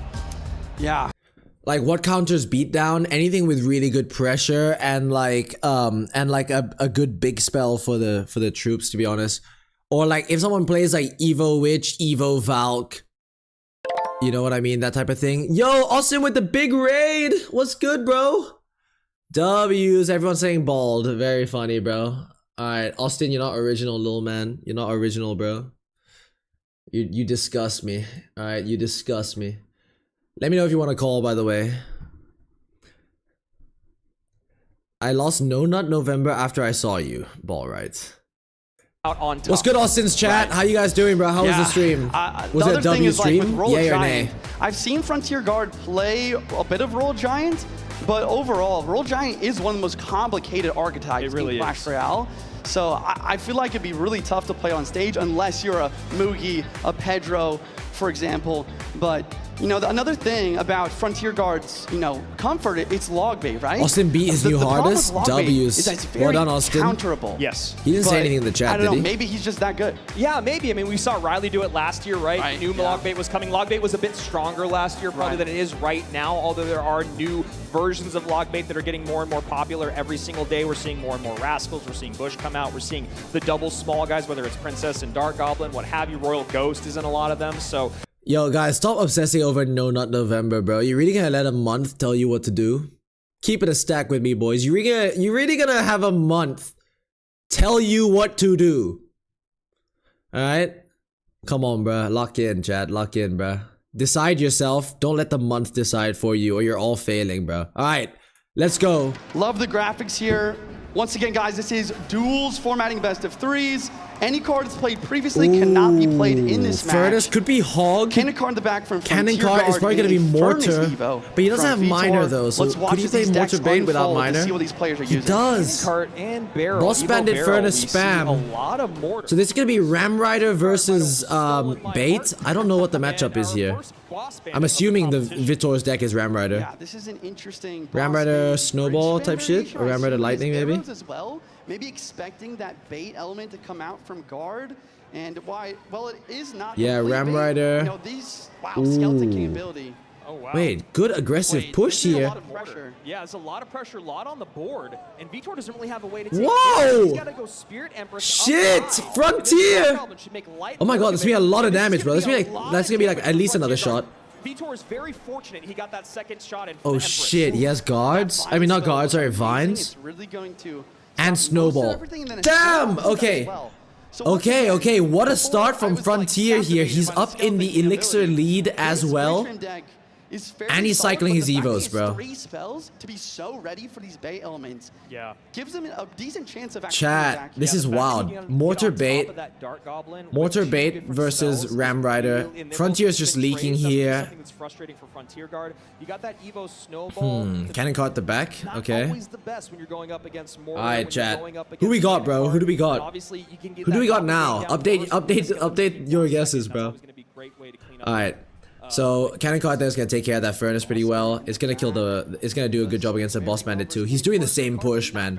How does Vitor change this up? I mean, now that he's hit double, maybe it helps slightly. But Cannon card's still on the Boss Bandit. He goes for the ability here. It might force out. Like he goes for the Mortar, Spirit Empress. Mortar's on tower here. He's gonna give it more damage. Lightning comes down for extra damage. Okay, Ram Rider's down now. How does he defend? He needs to distract it. Vines as well. Okay, this can be a connection. Big connection Probably with 2 the hits here. Snowball, a little bit late. Late snowball. He pushes in. And what does Vitor have? Oh shit. I don't know if that was the play, bro. I mean, he's gonna get death damage here. He does go for the arrows. But now Frontier Guard needs to think about the way He does get the Skelly Barrel death damage, which I guess is good, but now he's low for the Evo Furnace. He goes for the Evo Mortar aggressive. Does not get the shot off. Damn, that was close. I feel like the old Mortar would have, bro, until they nerfed the shooting time there. He's gonna go gang there. Probably force out a snowball. Okay. Gets a lightning down yet again, bro. There's some really good damage. And the Skelly King ability is actually gonna be super hard to kill as well. Cannon card is still alive, still ticking, still wiping shit out. How does he kill this though? Arrows. Boss Bandit stays on 1. That's so unlucky, man. Vines comes down. That's not gonna be any damage, right? Oh my god. Wow. It doesn't connect. Holy shit! Millimeters, chat. Wait. Okay, he's pressuring. He doesn't give a fuck. Goes to the ability again. He messes up that Boss Bandit so it doesn't dash. He goes to the arrows as well. Is he just gonna ignore that Fernance? Maybe he goes for a lightning here. 70 seconds remain here. I don't know, bro. I'd be desperate to get damage just to get the game over with. He does go for the Mortar there. Dude, this is hella aggressive. That's on tower! Oh, that's game. Wait, that's gotta be game, no? Arrows drop down as well. Evo Snowball is in cycle. Maybe He let that get on tower? that could give him a chance to break through. Bro, he's like... But Frontier Guard Isn't he like 1 arrows and 2 lightnings away from winning? If he just cycles a lightning at some point. I know it's gonna be tough, obviously. Like with the amount of pressure here. He lightnings that, misses the Boss Bandit. Okay, he does manage to kill that though. Is he gonna get a mortar down on time here? He doesn't even need it. Ramrider's gonna die. He goes for the snowball defensively. Dude, look at your right lane though. Frontier, the right lane. The biggest upset of day number 1 is about to happen here. Wait. 5-time world finalist being sent down to the lower Dude, this is too close, bro. 1850 to 719. Can he get the damage? Defensive lightning, that's game. That's game. And there it is. Wow! Frontier! Wow, bro. The lightning, especially at the end there, just not playing around, dropping the lightning to clean everything up. I mean, this man looks like he might be a 5-time world finalist. That was absolutely impressive by Frontier, playing all different styles, coming out, showing that he knows what he's doing. He goes hot, fast in game number 1. Holy game number 2, shit. Vitor goes, all right, I can control the pace. Fierce Potato. Hey, Saxon, do you ever think in the future you might do a watch along with Austin? Sorry, I'm new to your streams, always watch your vids. I don't know if your address is. Austin might hop on here and there, but he doesn't really enjoy it too much. So like, I enjoy this, so I want to do this. But you should never get a streamer to do something they don't like. You know what I mean? And it just ends up being shit. All right, let's hear what he has to say though. What the rookie has to say. Okay. Walking home and watching, I love it. What's good, Toad? Toad? Saxon Buzz might be happening. Shit, I forgot about that. It's your first World Finals event ever. If Frontier wins, I have to get a buzz. 打世界总决赛，你是怎么专注比赛，然后顶住这个压力的？保持冷静就行了。 So I'll just stay calm. Yeah. For the whole time. Yo, whole time, yeah. Stay calm. Never a problem. Okay, I saw you smile and nod your head at the end of game 1. Is it fair to say that you might be having fun? 就是看我们观察。Nah, I'm having a shit time. 然后你赢的时候你笑了一下，然后点了点头，是不是我们？ Nah, I fucking hate this. It's boring as shit. 对我非常享受。 I didn't enjoy winning at all. 国内我也会这样。国内的比赛。不是，就是这个比赛。哦，这个比赛，因为之前也在比赛里赢了，我就会笑。享受这个比赛。Okay, so. Yeah, I enjoy the game a lot, and even back in the China like championships, I usually smile when I win. Like so yeah. What? Okay, hey, one more time. Sorry, did you say I really smell when I win? He really, smiles. Like he really smiles when he wins. He always smiles when he wins. Is that what he said? Of a crowd like this, putting more money in the bank, taking down a 5-time world finalist. Frontier Guard comes out and blows us all away. Juicy, what was so impressive to you about the way he played that set? I think that the biggest thing for me was the fact that, like you said with the mortar matchup, he just kept applying pressure. Yeah. I feel like for me, when I get really nervous, I play too defensive. Yes. Let me refresh the stream slightly. The bridge on both lanes, and more than anything, looking at the deck here, when he was up a lot of HP, he decided, you know what? I'm going to lay off at the last second, the perfect moment, and play defensive mortar. Yes. And if you look at all the spells in Vitor's deck, yes, it's good. Yeah, bro, that was a crazy game. Holy Aura, cute little Sax. Okay. Saxon will be next to Juicy on that platform one day. Chat, wouldn't it be good if they got me to commentate, bro? Like, come on, bro. Come on. CRL, get it going. You know what I mean? Like, give the people what they want. Come on, chat. At a certain point, I gotta be unleashed, no? At a certain point, boys. Was just great. Frontier has I don't know, bro. I don't know. To bring it to you and punch you in the mouth. We saw that in game number 1. Good night. You're gonna go Good night, up in the back. M1. I'm gonna put everything I have at You'd the probably bridge swear to every take 5 that tower. seconds. Bro, I don't even swear that much, bro. The fuck you talking about? Matchup throughout that set. So here we go. We've gone to best of 3 twice. We see Mohamed Light versus Sandbox. Now Sub versus Frontier Guard. We're going to another great match between Adriel and Mugi. Man, that is going to be a really I will make fun sure match. it happens. Thank you, man. You're looking good what today. an Thank insane you, lineup. Jin. You know, Adriel, a little bit. What am I saying? He has a lot of experience, as well as Mugi has a lot of experience in Clash Royale. This is gonna be a sick game, bro. They're both really good players. This one's gonna be sick. Can't wait for this next one. Stop fucking swearing, ball right. I think you're saying way too much shit in your videos to comment. What? We need to be family fucking friendly. Okay. What's Saxon's major again? Philosophy, politics, economics. By the time you get up there, you will be bald. Adriel, explain our friend group. Oh, hey, I get it, bro. I get the reference, bro. The forehead is scaring me. Can we have a jump scare warning? No, it's Halloween, baby. It's Halloween, baby. Did you know it's healthy to let your asshole suntan? Yes, bro. Mugi has this. I did vote for Mugi, but I think it's gonna be a tough game, bro. I think it's gonna be a really tough game. Of course, he's in economics. Big nose. We all know goblins. Ball right, bro. I'm cooking up some sausage. Enjoy, chat. Adriel sounds like Adrian, and that makes it funny. Smash like for more funny content. Shut the fuck up. In 22 years, I will donate $10K. Promise. And I'll still be here making streams, bro. I'll still be here reacting to CRL. Alright, in 22 years.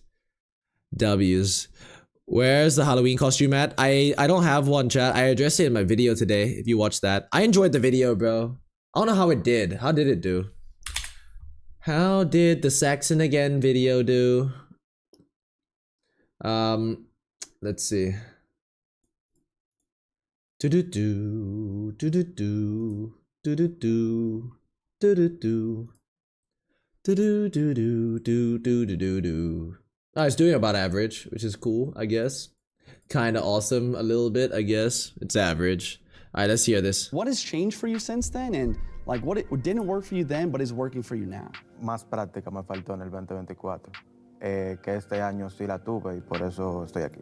Is there any competitors that you're most excited to play against? Is there any rivalries out there that we should know about? Realmente no tengo ninguna rivalidad. Todos son mis amigos.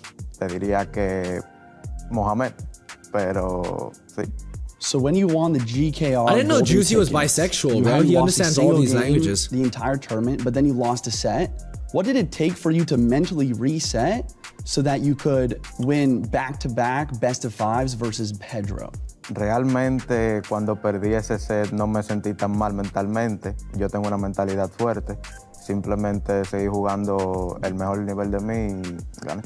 Do you think that you were born with that strong-mindedness, or do you think that you had to train in order to have that mental fortitude? Cuando era chico me enojaba más que cuando me enojo ahora, so diría que lo he practicado durante el tiempo y he mejorado esa parte. I'm sure you're gonna have a lot of fans watching this weekend. Do you want to say anything to your supporters? Nah, fuck them. Daré lo mejor de mí. Yes, very wholesome, bro. Introducing first, defending the blue tower. He is a golden ticket winner, making his second appearance here at World Finals. Put your hands together for Adriel!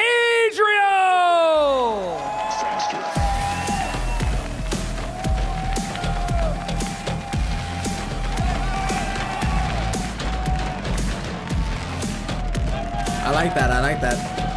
I like that, bro. I like that.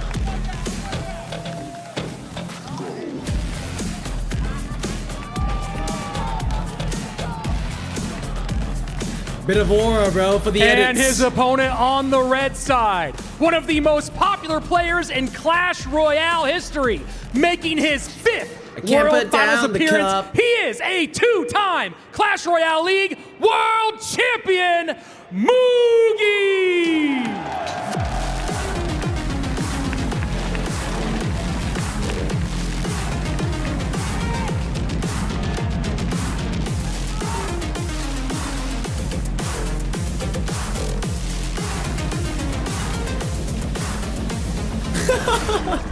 Look, if there was ever a match to be able to follow what we just saw, it's gonna be these two guys. I'm telling you, I spent 20 minutes working on my predictions. I don't know about that one, to be honest. I preferred Adriel's walk-in, alright? But Mugi does remind me of, like, people I grew up with, I'm not gonna lie. Like, just in the way he behaves, bro. 100%.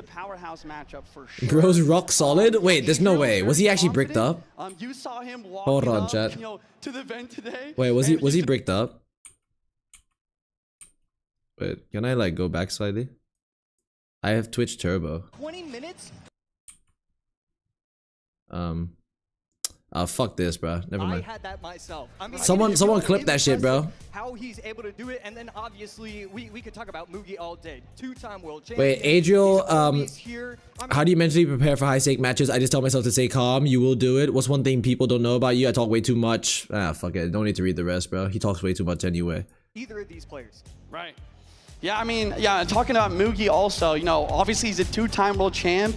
On stage, he does it better than anyone. We talk about the fact that he has...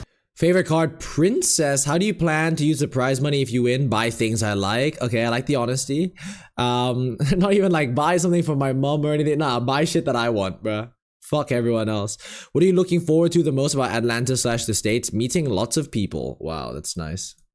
Alright, what is going on? Why am I hella laggy? Things that I like. I saw a couple people saying, oh, buy a house. Who cares about buying a house? I want to buy things that I like. I gotta say, I love that. And there we go. We do see the monthly final track record. And yeah, I mean, these two players, it really, you know, when you look at the bracket, you have to think that both of these players were really upset when they saw that their opponent was who their opponent is. Yeah, I mean, they talked about it earlier, but it's like this World Finals is definitely stacked. I mean, thinking about this matchup once again, we have Mugi, one of the best Royal Giant players, very talented, very versatile.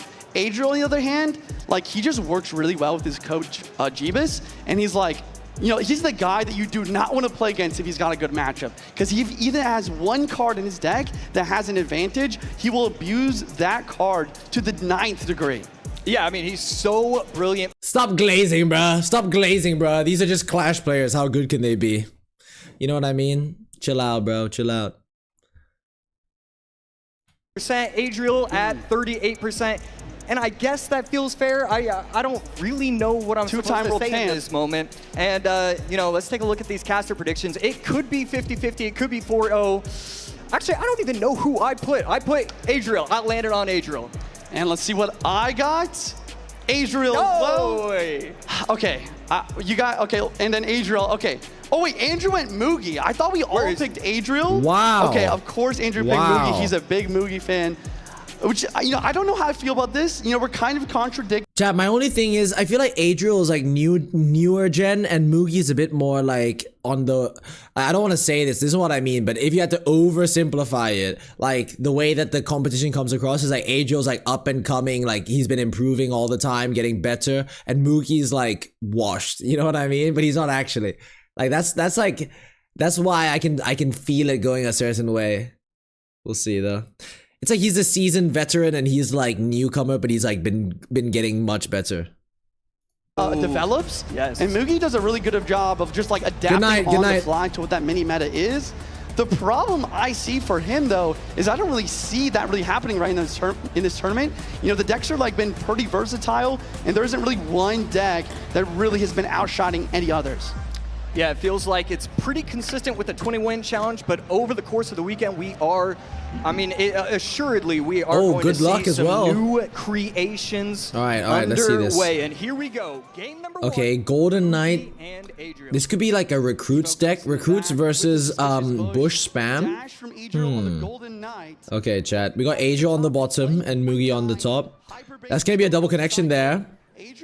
He doesn't get the King Tower activation with the Ghost, but he does with the Wall Breaker. That's a lot of damage, bro, to start off. Okay, both playing Spam, I guess. Wow, he's gonna tank that damage. Alright, I see. He's gonna tank the Bush as well. He might. Dude, this is the first time we've seen this, because this whole day has been like solid defense the whole time. Okay, so Adriel's playing the Piggies deck, I think. The Piggies. Wow, this is gonna be a weird game, bro. Look how cheap the deck that Mugi's playing is. Dude, this is like average 2 elixir, no? Like 1.9 cycle or some shit?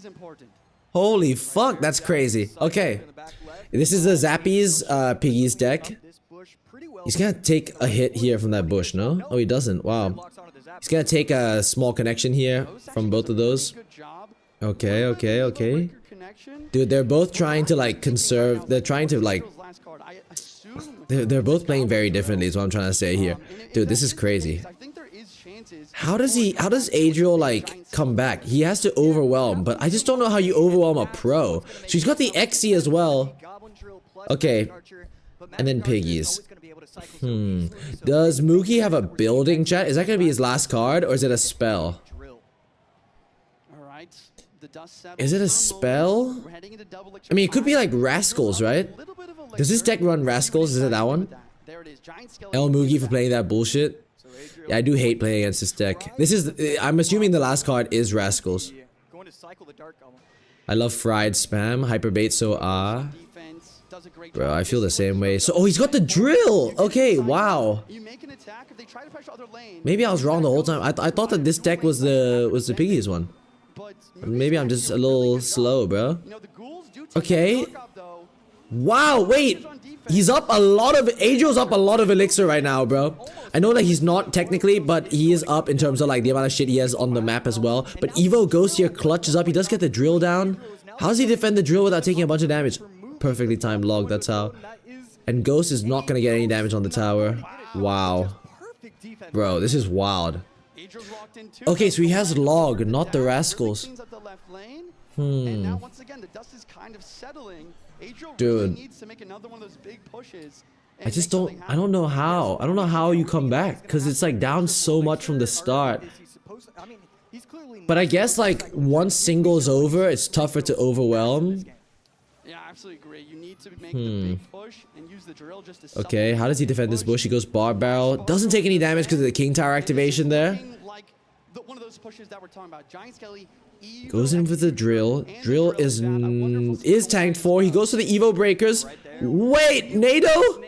XE does not get on tower. Wow. Bro, this is stressing me out. Wait, how does he stop the Golden Knight? Giant Skeleton, Golden Knight as well. Holy fuck, it's over. Dude! Wow! Dude, holy shit, this is good gameplay, bro. Austin was good, Brody. You know, you're taking some damage, you're fighting, you're choosing your battles, and you make the push. He gets the Evo Exe, he gets the Giant Skeleton together, the NATO cleans up almost everything, and then the Giant Skeleton just barely connecting at the end. Wow. Yeah, I mean, Mugi was doing an incredible job of not allowing the big push from Adriel. He couldn't have the NATO, plus the Golden Knight, plus the... Dude, this is my thing. I thought that pros just don't get overwhelmed, bro. But I guess everyone does. Like, this deck just fucks everyone, bro. Because for me, I would have fumbled a lot earlier. But still, bro. I thought that Mugi would just have impenetrable defense. But he did fumble at the end. Austin says insane. I know, bro. This shit's crazy. That's just what they're approaching. Smash like on the stream, chat. Adriel deserved that win. And I liked that in the beginning as well. Like he gets the King he played that really activation. well to take that damage and to really stay like defenses. He's trying to keep both of his towers around about half HP. I mean, looking at the stats here, you can see 1.88 Mugi. Like this is a real Clash Royale League deck, a super quick cycle deck. Did you get a 21 with this? 20-0. Oh, okay. All right. Wait, yeah, baby. Chat. So if he plays this, right? These are all the cheap cards gone. Like he's only got like E-Spirit left. Like you're not gonna run Heal Spirit, are you? Realistically, unless he's playing some bullshit deck. So like, what? How does he have cheap cards for his other decks? You know what I mean? And he used Evo Ghost up here. Like if he tries to play, because from my understanding, Mugi likes bait and he likes cycle. How does he play log bait without like cheap cards? How does he play minor cycle without cheap cards? You know what I mean? He'll just run beatdown. But then that feels like it forces him, and then Adriel can predict more. Am I tripping? Probably RG. Yeah, he could go E-Spirit RG. But then like the last deck's gotta be beatdown, surely. I don't know, chat. I don't know. Evo Ghost, so much of a threat. Yeah, and the Evo Ghost putting in absolute work.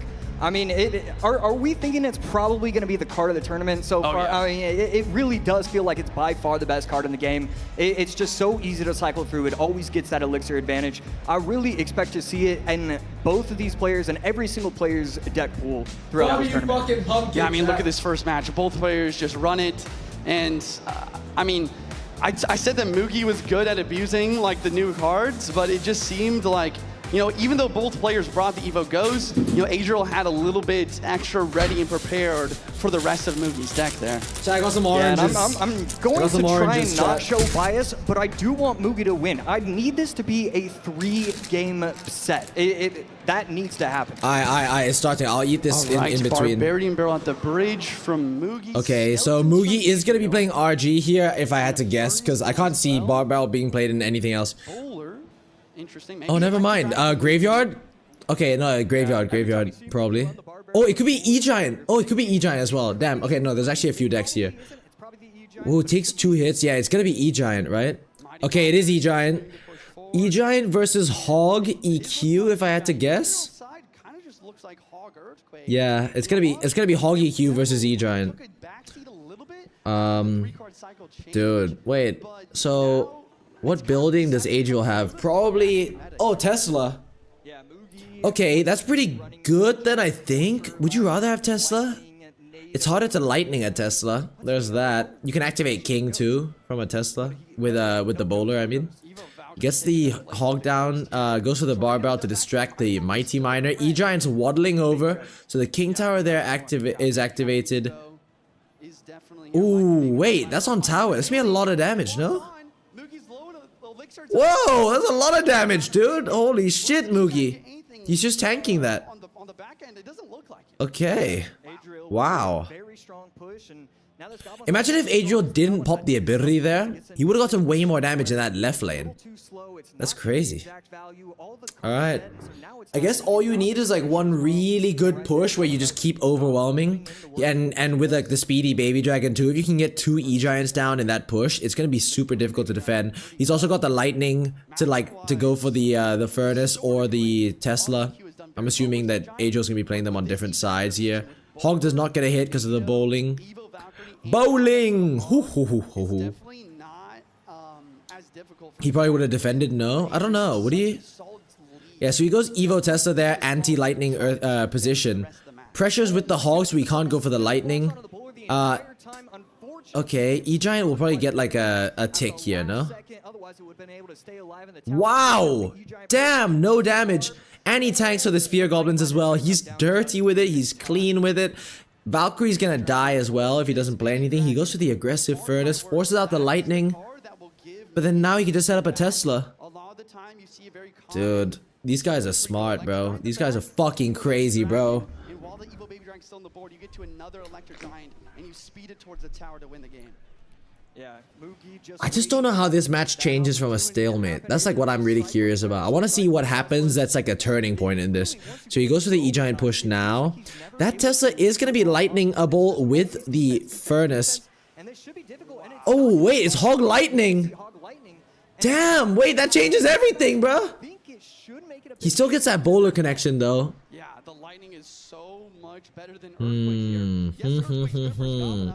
Bro, Lightning changes the whole matchup, bro. He does go for the early Lightning. Okay, I guess he's just going for the chip now. Because he knows he's probably going to need to force out, like, if he just keeps getting chip and then pushing in, then he's going to force Lightning defensively. And then maybe Mugi just wins from that.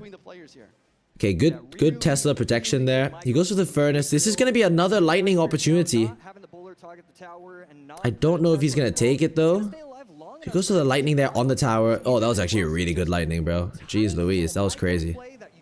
That was a really good Lightning, holy fuck. Okay. Damn, I didn't even know you could hit that Lightning. I felt like the E-Giant was way too far away. Evo Valk there. Okay, another defensive Lightning here. Baby Dragon's still alive, clearing out that Tesla. He goes for the Mighty Miner to distract both bowlings. He goes for another Tesla. He's gonna kill the Baby Dragon next. Dude, look at this defense, bro. This is fucking insane, bro. What the shit? And another Tesla to pull. Oh my god, this guy's cooked.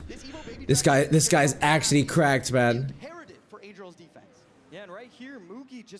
Okay. There's a little something happening here. He missed the log on the E-Giant. That is going to change the tide slightly. Goes for the Lightning there. E-Giant's going to get that stun. No? Oh! Oh! There's no way.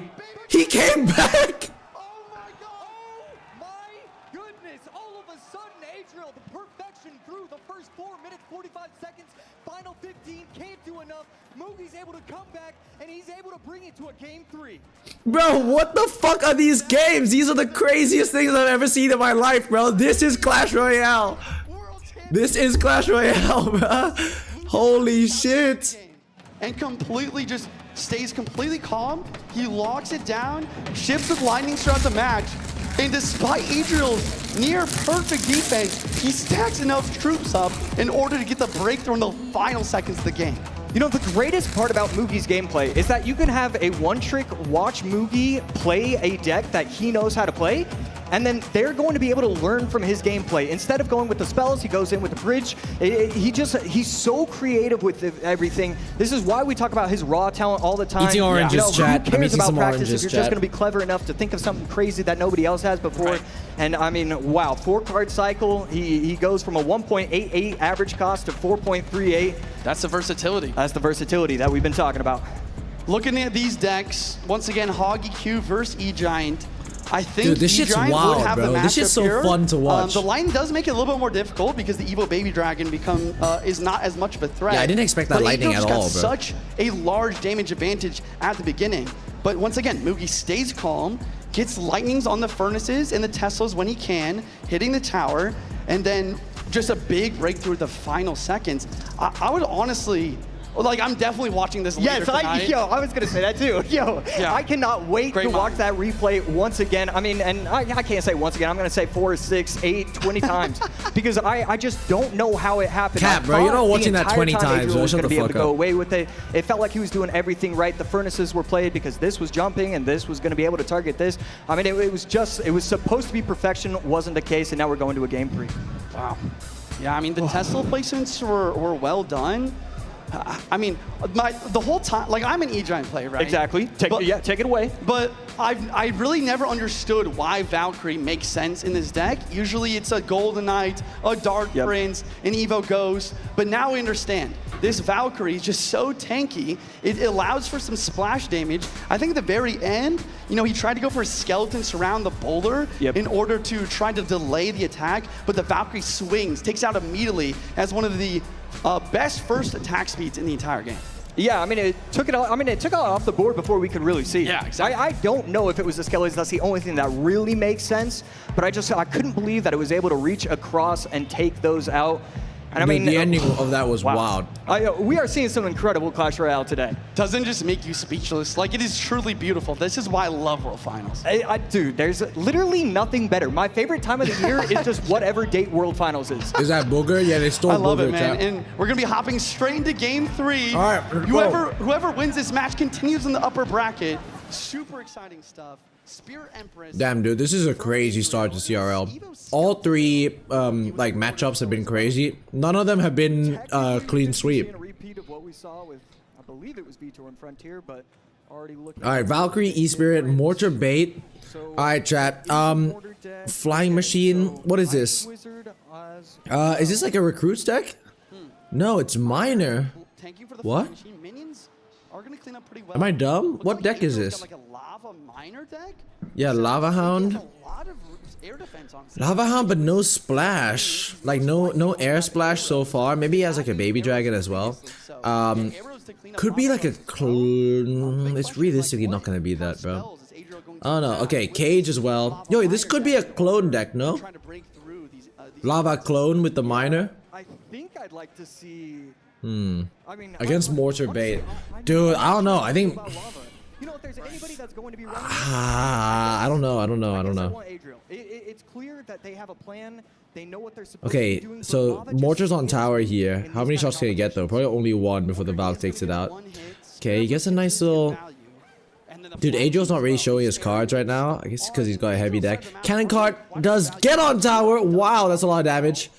Okay, Spirit Empress gonna get on tower though, and Flying Machine as well, bro. They're both tanking. They're both tanking, trying to spank him. You know what I mean? Goes for that there. He can't afford anything right now. Does he get a Valk down? Curse! Dude, these guys are so fucking clever, bro. Really just astonished. This card was really strong. a few Wow. months or two ago, and after the nerf, we don't Wow. see it anymore. But if there's any use for it, it's in this game versus the gang, versus the minions, and versus that Evo. Wow, bro. Against bait, against mortar bait. Drew it up perfectly. Dude, that's gonna be a lot of pressure later on. Gonna set up with the lava. All right, he's clearly had a Lava no practice. A lot balloon. of these pros, especially in these like big competitions, you're not able to think. Yeah, so the last card's gotta be the... Oh, he does go for the curse on the minions. Yo, bro, look at that, bro. Like, that's so fucking smart. I just would not have thought about that. He does get the Evo mortar shot on tower there. He goes to the miner. Dual lane pressure. He could go for the curse here on that. Oh, I thought maybe he tried to get some goblins out of that. No, it's fine though. Spirit Empress does die. He could go curse zap on that too. He doesn't? Okay. Oh, he does! Oh! Adriel! All of a sudden, Adriel's in a commanding Wow. This is unbelievable. Dude, I said curse zap and I still didn't expect it, bro. Holy shit. Abusing the flying machine, this is what I talk about. This is what Adriel does best. He finds the weaknesses. Wow, bro. That's crazy. To the perfection. Okay, mortar does lock on tower here. work by Adriel. He's going to be able to clean up the Hold board on, easily chat. with the flying machine. Mortar does get a shot, but at this point, I mean, Nah, it's so Jover, just a bro. matter of time. With the machines on. Oh my god. It's over. And Adriel takes game 3. He takes the best of 3. It's over. That's actually crazy, bro. Holy shit. Every single game, it felt like it was just one little interaction. Dare I say this is why we clap? Oh, Dare I come on say? now. Somebody had to do it, right? So I'm glad it was you. I'm glad I got to do it last time, you know? Right. Wow. Impressive stuff from Adriel all around. I cannot wait to see what he has to say in this interview. All right, I'm here with Adriel. Adriel, game number 1, you go with this Drill XE NATO deck with the giant skeleton, facing Hyperbait against Mugi, and near the end you were really behind. Tell me about your feelings as you were going into those final seconds trying to play catch up. Bueno, en el primer game te enfrentaste contra ese Hyperbait deck. ¿Cómo te sentiste en esos momentos considerando tu mazo, llegando en la mitad del mapa y después al final? En el momento que activé mi Torre del Rey, sabía que iba a ganar, solo tenía que esperar al por 2 del Easy. Yeah, I just planned ahead, so I played the strategy well. Well, speaking of planning ahead, I sat in on practice with you and your coach, Jebas. I know that getting ready for deck picking here on the stage is something you drilled over and over and over again. And then in game number 3, we have the miner deck, assuming it was lava there as the last card, but the Zap Goblin Curse pick ended up winning the game for you. Talk to me about the deck picking as you got into game number 3. I'll translate. Bueno, y hablando de preparación, estuviste preparando, estuvieron hablando con tu coach acerca de las preparaciones de tus mazos. Cuéntame sobre esta tercera partida, sobre el deck que estuviste preparando. Ya sabemos un poco I got this, bro. I'll translate. Tu carta final, pero por favor, puedes contarnos un poco de la preparación. Puse el Goblin Curse porque sabía que iba a yeah, jugar I just bait, thought my opponent así looked like a que- pussy, so I thought I'd throw in the Goblin Curse there. Of course, yeah, that was the last card. You said it right. But yeah, basically the preparation was on point, so I'm good. Well, preparation Exactly, that's basically good, what I said, first bro. round done. Basically One more what I time, said. give it up for Adriel. So he did answer that interview question with probably about 20 words, but when it comes to showcasing charisma with 10 words or less, Adriel is at the top of the mountain. I've never seen somebody show so much charisma with so little to say. That's actually... Stop the glaze, bro. Chat, these are not tangerines. They're easy peelers, bro. They're easy peelers, but they're not the same thing as tangerines. Take a look. See that? While he sat in on that practices, is that Jebus was, basically picking for Adriel's opponent in That was order not basically. to What do get you mean, him bro? That was the ready exact for same picking thing. on stage. which is just insane. I've never heard of a practice regimen quite like that. Yeah, I mean, it's clear that him and his coach, it's clear that Jebus is easily one of the greatest coaches to ever coach in this game. Right. And, he's picked a powerhouse player as well. Just what a phenomenal Yeah, the set difference we just between saw. oranges, And we're gonna tangerines, see and more all game mandarins is today. that Mandarin Look is at a these language, decks, bro. once again, it's about the Evo, or it's not the Evo. but Orange the is a color, Evo Zap tangerines plus a Goblin fruit, Curse and combo. mandarin's the When he went language. for that minor and the gang dropped on defense, I was like, wait, he has Curse Zap in cycle, right? Wait, he has it in cycle, right? And then he didn't play it. Like, maybe he did that on purpose, but that was honestly genius. Mugi was like, okay, he's not gonna do it. I'm gonna start defending other stuff. And like you said, he ran out of elixir at the perfect moment for the curse to really connect for insane damage. Am I really gonna have to replay this game as well? I cannot believe it. There's so much to learn, guys. This is fantastic. Let's take a look at the bracket and what we've seen so far today. Yo, Jack, can someone tell me who that guy is? Who is that guy? All right, so now we have Mohamed Light, Sandbox. The guy next in to the upper Juicy. bracket. We have Sub versus Frontier Guard, and now also Adriel advancing to play against Ian77. But our next match, we have one last first round match. We have Lucas X Gamer versus SKOP Sam. What is your first thoughts on what's going on here? I mean, both of these players are just so lovable. You want both of them to succeed. Lucas, he's one of the funniest guys in the community. Yeah. I really want to get on the mic and just ask him a question about the meta and then take it away so he can't do it. Yeah, I mean, I do think that guy is on drugs, but what was I gonna say? Why do they need a coach in CR though? That's one thing I don't get. Floppa, they need a coach because the coach is the one that helps them pick the deck, and it also means that the coach isn't so heightened in terms of emotions. But picking the deck's really important, bro. And yeah, that's the coach's job. Every pro player has their coach that helps them pick the deck, and the best coaches just come up with the best decks. I don't know, bro. I don't know. Because matchups matter so much when you're only playing 3 games, you know what I mean? Professional D1 Glazer? Yeah, honestly. Yeah, let's take a look at some of these highlights. To be fair, I really don't give a shit about the highlights, bro. We just watched the game. Why do I need to see highlights? You know what I mean? Let's go Lucas. You guys want Lucas to win versus Sam? All I'm gonna say, chat, is when I played in that YouTuber / content creator tournament and Lucas and Sam were playing in that, I'm pretty sure Sam won the tournament. I'm pretty sure Lucas ended up losing in the finale. So, something to consider, chat. Something to consider, bro. Something to consider. Because they have goldfish memory. Damn, bro, I'd actually bust on a fucking bag of goldfish right now. I love goldfish, bro. I haven't had some in I swear it's been 10 years since I had goldfish. Zam. I actually want goldfish right now. Do they even sell them in the UK? That curse zap was wild, bro. That's actually bonkers. Can't wait for someone to use a homemade deck. Honestly, I don't think it's gonna happen. Riley's not in this, no. Lucky I wasn't playing in that creator tourney. Alright, Turku, you would have lost first round, little bro. Saxon, I'm actually a goldfish. Please bust on me now. Alright. Joshua Sharon, okay. Gamer, one of the most talented players Evo hair inside the arena. What does it say about the skill level of Brazil in its entirety? The fact that you guys keep coming back, it's 2, 3, 4 different players. That is a really good question. This is the second year in a row where we have 3 Brazilians. Last year was even more impressive in my opinion because it was 3 out of 8. This year it's 3 out of 12. I'm just proud. I'm just happy to see that my country thrives in the competitive scenario. That helps all of us. We can just be here, we're all friends. This is now your 5th World Finals appearance, and I really believe that in doing so, it truly cements you as one of the greats inside this game. Now, saying that, do you personally believe that there's anything within this game, whether it be physical, mental, any side of this game that you are truly the best in the world at? I feel like I'm really smart, I'm really creative building decks, but mostly I feel like what I'm the best in the world at is just knowing interactions. I think I know a lot of them, especially King Tower activations. Is there anything you'd like to say to your supporters? To the fans in general, I want to really thank you guys for staying with me.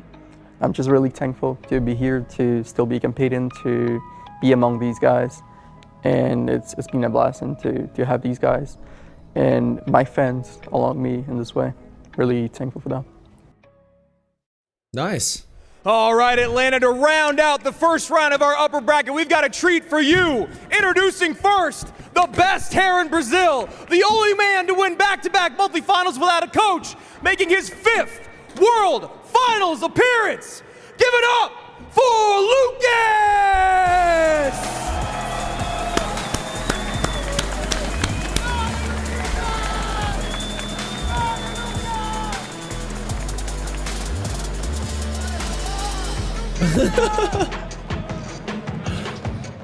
Try and not look at the camera, bro. Look anywhere else but the camera, bro.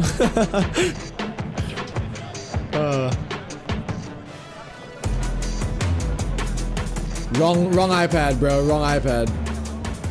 Go to the other side. All right, you know him, you love him, representing SK Gaming, making his 3rd World Finals appearance, the mad scientist. Give it up for OP Sam! Yeah, he's from Germany, right? Samuel.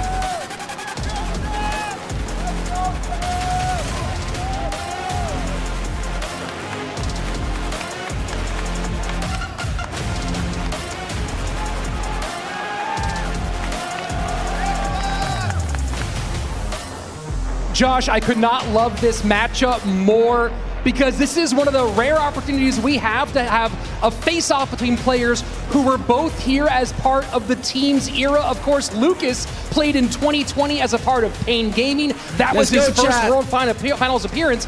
On the other side, though, from the original CRL season, part of TSM back then, forget OP Sam, it's OG Sam. I voted for Sam in this, I'm pretty sure. I think that's my bet. Let me just check. Yeah, I did vote for Sam in this one, bro. I did vote for Sam in this one. Creativity, and he's been able to implement that. He's been able to bring it over to the 1v1 side this season. He's showcased a ton of skill, a ton of talent so far this year. Well, that's the big question for Sam, of course, right? He's been known in his historical career for CRL as a 2v2 specialist alongside of Morten. They were absolutely dominant as a 2v2 pair.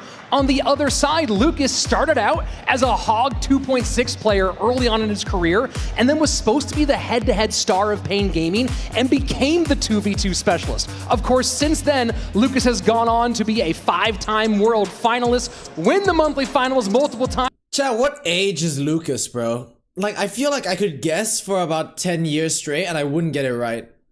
Am I tripping? Favorite card, Goblin Machine? Seriously, bro? What sets you apart from the other competitors? Goblin Machine. What advice would you give to new competitive players? Goblin Machine. Oh my god, bro. Wow. He looks 32, 23. Daddy, you're never tripping. WestJet just finished on SAXON. Hey, did WestJet make a video on SAXON again, bro? That's crazy. He's 18, probably 20 something. He looks 19. I think he looks every age, bro. 2003 is his birth date. Oh, so he's 22 then, right? From the community on who's going to win this one, and looks like it is pretty close to 50-50. 54% for Lucas, only 46% for OP Sam, and of course we have our picks. Let's start with you, Josh. We'll see. All right, let's take it away. Who did I choose? Lucas X Gamer. I thought it was close. It took me a while to think of it. I had to go Lucas. And you know what? Same thing here. I'm also picking Lucas, and it's not. Chad, do you think he picked Lucas before or after he snorted the line, bro? Multiple times here solo on the World Final stage, and even with Sam's experience in CRL in person on those big stages for years, he wasn't in that solo spot on the tower by himself very much. And so I am curious about the nerves 100%. For Sam, mixed in with he's been primarily a streamer for the last couple of years. Does that translate to success here in CRL? Yeah, we see all these streamers all the time, and it's because you have the pressure of Twitch chat, of YouTube chat. They say so many mean things sometimes. So if you can get over that, you can get onto the live stage. I'm not really all that worried about Sam. Sam is one of the few players that we actually get to talk about his stage presence as well. He's so big, he's so large, he's a looming figure. And so I wonder if that's actually going to play a part in this match as well. Shut the fuck up, bro. This is a fucking Clash Royale game, bro. Shut the fuck up. Oh, he's a big guy, so I wonder if he's got aura and it's gonna scare Lucas. Like, bro, shut the fuck up, bro. Genuinely, dude. That's the dumbest thing I've ever fucking heard in my life, man. This is Clash Royale, people. Clash Royale we're talking about, alright? Alright, anyway. RG from Lucas, RG from Sam, it seems. Allow the Ghost to wake up. Ghost takes out the other Ghost from Lucas's side. Okay. So both, it's an RG, maybe mirror matchup. We'll see. Maybe he's got Barbell instead of Log. Maybe the spell could be different. Like sometimes they run Lightning, sometimes they run Fireball. We'll see here. I mean, that's gonna be, wait, that's gonna be almost 2 hits. Wow, okay, Sam taking a little bit of damage here. He's got that split lane going as well, which I don't think helps him out. I could be wrong. Hunter's on tower. Whoa, what are these interactions, bro? Chat, if you're in CRL, you're on the stage, are you muting up emotes or are you not? That's what I'm curious about. Alright, he goes for the Evo Ghost RG push. How does he have Evo Ghost already? That's fucking wild, bro. Goes for the Fisherman here to slow it down. Lucas does have the Evo Ghost as well. He's got a nice little push going here, but Sam is up Elixir. So we'll see what he does. He goes for the Log, probably Skellies and Hunter. Okay, yeah, there we go. Wow. Okay, that was pretty good. Yo, this is tight so far. Okay. Nah, I'm BMing. I'm emoting all game. Spamming the me. Okay. Sure, bud. Alright, RG here is gonna go and get a couple of hits here. At least 2, no? Wow! Damn, that's a lot of damage. Okay. Can Sam come back from this?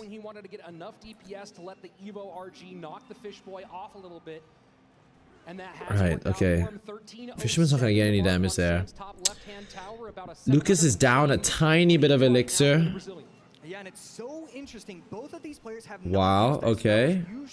Lucas is down more Elixir now based on like what's on the map. He goes to the Evo Ghost. So Sam does have the Evo Ghost in cycle, which might help him out, but I feel like Lucas can just cycle back round to another one and have that counter push. He does have the Fireball. Okay, we don't know if Sam has Lightning or the Fireball. He gets a shot there, but Evo Ghost is still alive. Okay. Whoa, wait, it's gonna go invisible again. Wow, no hits? That's actually... Wait, how did that even happen? That's gonna get another shot. Dude, this is wild, bro. I don't know how they keep breaking through here. Chat, does Sam have Lightning or does he have... Fireball? I think this might be the time where we see... Oh shit, what an RG... Hey, what a Fisherman. What a Fisherman pull, bro. That's gonna get like 2 shots, though. Okay, wow, only 1. That's a shot there. 2 shots? Oh my god. Okay. Wow, GG's. Wow, bro. Wow. What a first game. Okay, mirror matchup. That's the first one we've seen today. We don't even get to see what Sam's last card was. Does it show it in the graphic later? I guess it does. Is he just not playing the big spell? Well, he didn't really have a good opportunity to, bro. Lucas kind of controlled that shit pretty well. RG into the Fisher was such a good play. Yeah, he did it like 4 times that game. How well you keep that DPS on the Royal Giant. We saw the pre-log there from Lucas, and so far, so good for the Brazilian. Yeah, it really felt like he was kind of 1 step ahead the entire game. Honestly, when you look at the players and you compare them side by side, I feel like if you're the, Chat, I'm obviously gonna he go doesn't pee. have a Give me a coach, sec. but let's say he did. If you're the coach of Sam, you don't want to see mirror matches. You want to see creativity be able to allow him to get ahead. And right there, we didn't see it. A mirror match, Lucas just played better the entire game. And this is one of Sam's most used decks in competitive.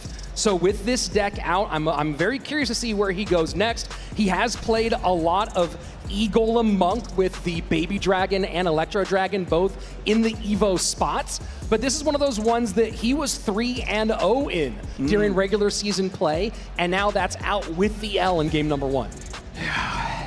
And I mean, it's two things. One is that, it's his best deck, he's 3-0. But the other thing is you have to take a look at the Evo Ghost being out. It feels like you need to win when you have Evo Ghost in your deck. And looking at some of Sam's previous battles, he has gone to that E-Golem deck directly after playing this Royal Giant deck before. I don't know how much time Lucas has spent. Obviously, again, we're talking about two players who aren't working with coaches. I don't believe Lucas has an analyst. Maybe he does, maybe he doesn't.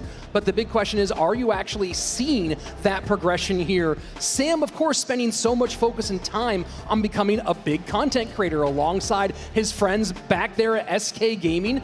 Does that translate to being flexible here, or does he get stuck in kind of a comfort deck progression?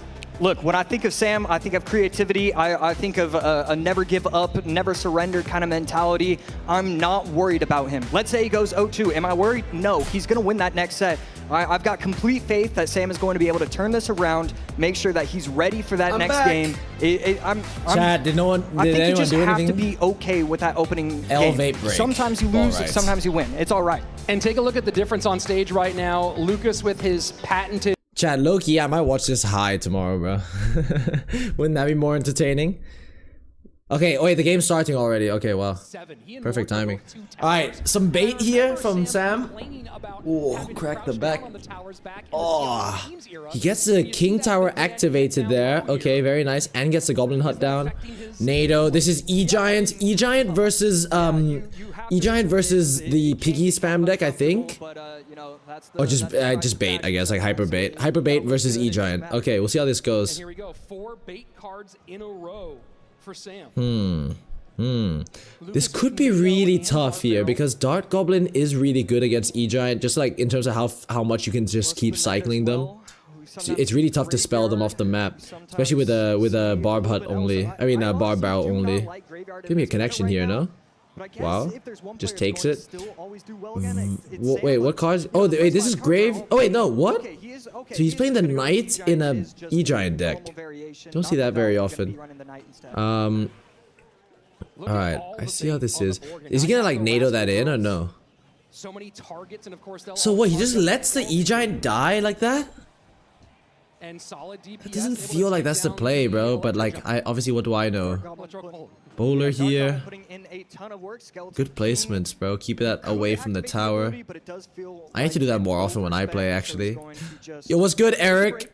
Golden Knight would be better. But he does have the Evo Knight, which is gonna, like, he can play it in front, and it will tank for a long-ass time. So he's gonna go for the Goblin Hut here, I presume. NATO first, then Baby. Wow. Hey, that worked, bro. Dude, that's fucking wild. Okay, these guys are just better than me. Obviously, but they're like way better than me, bro. Their thinking is just so much further ahead. Alright. So he's gonna go for the hut now, I presume. Oh, wow. No, I'm just fucking regarded, bro. Ignore me, chat. E-Giant into that. Right? He's got the Evo Scar Me here. Oh, that's actually really well played. It's really well played. Because they're just not gonna die. How does he kill the Evo? He needs to kill that guy. Okay, now it's dead. He's got the Mother Witch as well. Evo Knight here. He can't do the push with the Evo Knight. He might go for the E-Giant in the left lane though. No? Okay, wow. Dude, both Evos just got used up there. That was really good. He's gonna go Bar Barrel there. Probably a hut now. Okay. Tower damage. No spells except for the vines, which is a minor amount of damage onto that tower. So you might see him get some chip. But what's he gonna do? How does he defend this? Scar Me, vines. Damn, that did nothing. Oh, he's cooked. Sam's cooked, bro. GG's. GG's, chat.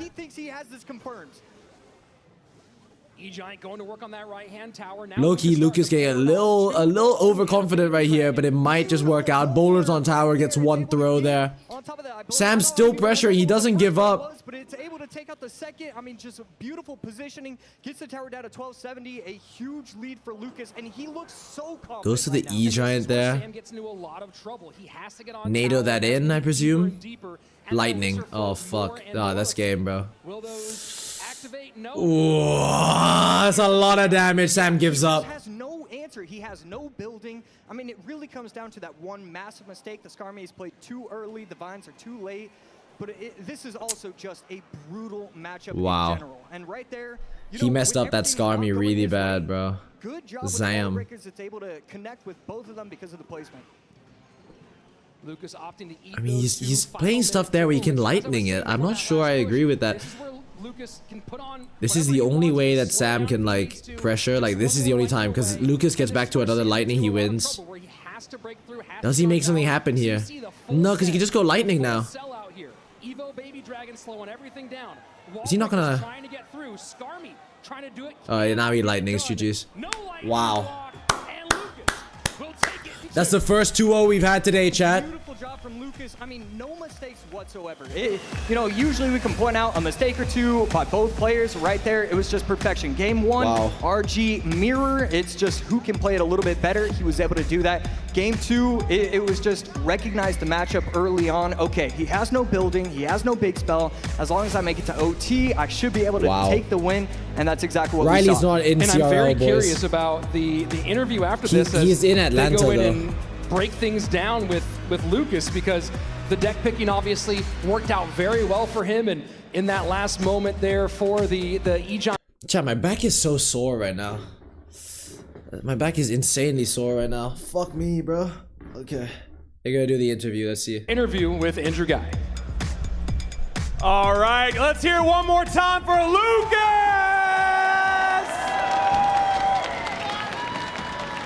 All right, man. You got the first sweep of the day. You got the first match under your belt. How are you feeling right now? I'm feeling really good. I think starting with a win is really, really good overall for competition.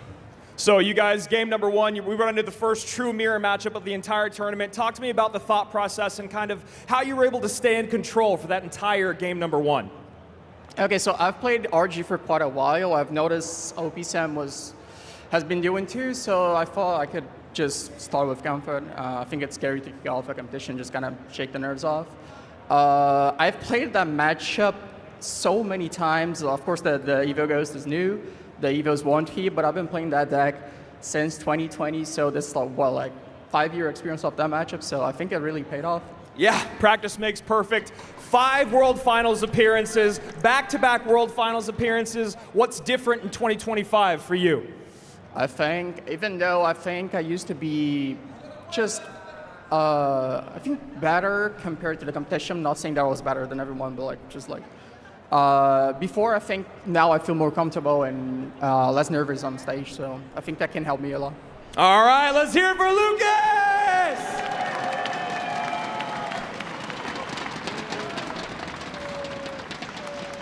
And Lucas talking about how many times he's played that mirror matchup. And I can't remember the name, and sorry for you on Twitter or X, whatever you want to call it, who made that post. But someone... It's still 11 for me, chat. It's still 11 for me, bro.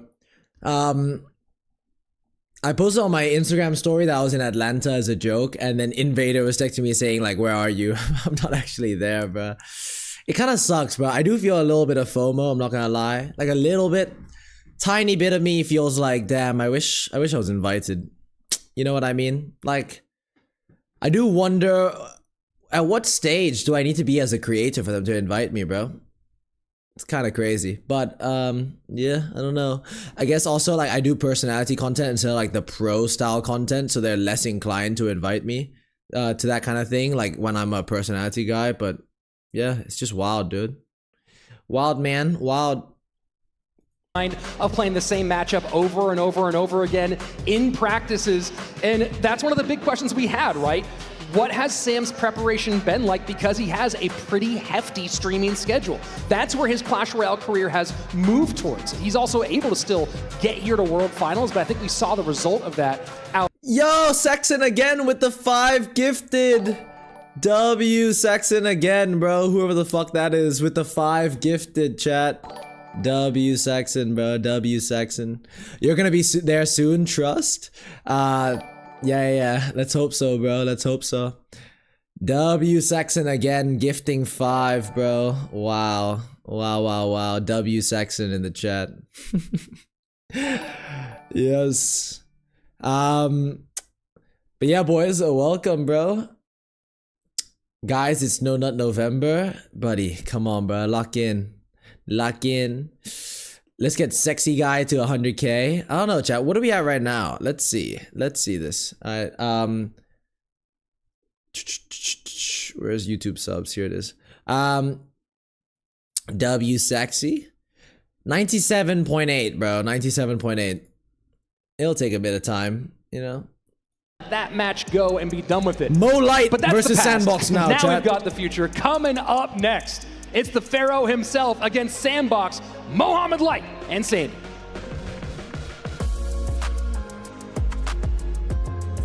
Guys, who you got? Chat, who you got, bro? Mo Light versus Sandbox. Who you got, chat? Low-key, it's gonna be a bit of waiting here. Gonna be a little bit of waiting. Let's just chat for a little bit. Is Raps now Mo will win? Mo? I wonder. This guy sucks at commentary, bruh. Bring Juicy back. Who you talking about? Me or you talking about the other guy? If only you knew I've been here since 9k. That is wild, bro. That has been a while. You have to watch on the site and your ID logged in. You get points for predictions and there's questions too. Mo, Sand, Mo. Okay, I've only seen one person say Sand.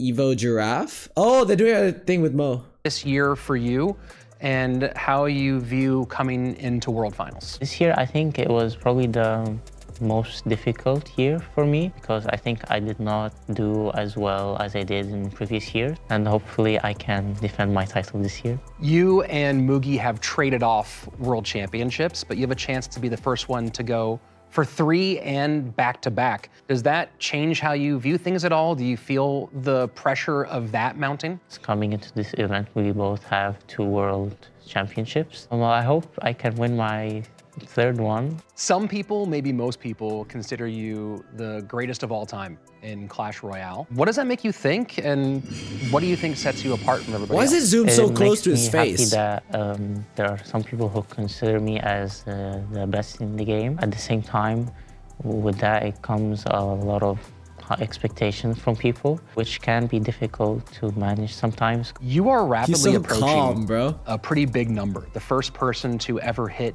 $1 million in total prize money from Clash Royale. Do you ever think about that number? That's kind of crazy from a game you play on your phone. To come to this day and think about that, it's really amazing because I never thought I'd come this far, honestly, this game. So it makes me really proud and happy of my work throughout the years, and I'm hoping for more. You might be the most well-known name in Clash Royale worldwide. Is there anything you'd like to say? He's bricked up, they don't want to show it. I'd like to thank everyone for supporting me over the years, especially my family, my mom, my brother. I love everyone, and hopefully I can make. Why do they switch the fucking camera so often, bro? Thanks a lot, Mohamed. And I know I speak for everyone when we're very excited to see what you do this weekend. Hopefully I can win. I'll do my best. So annoying. Introducing the 2-time world champ, the Prince of Egypt, the best. SAXON, I've been watching you since 500 subs. Glad to see you thriving. Bro, that's crazy if that's true. Holy shit, Juicy, bro. Stop the glazing, man. We can clearly see that you're biased, bro. Holy shit. Whoa, with the Ralph Lauren jumper.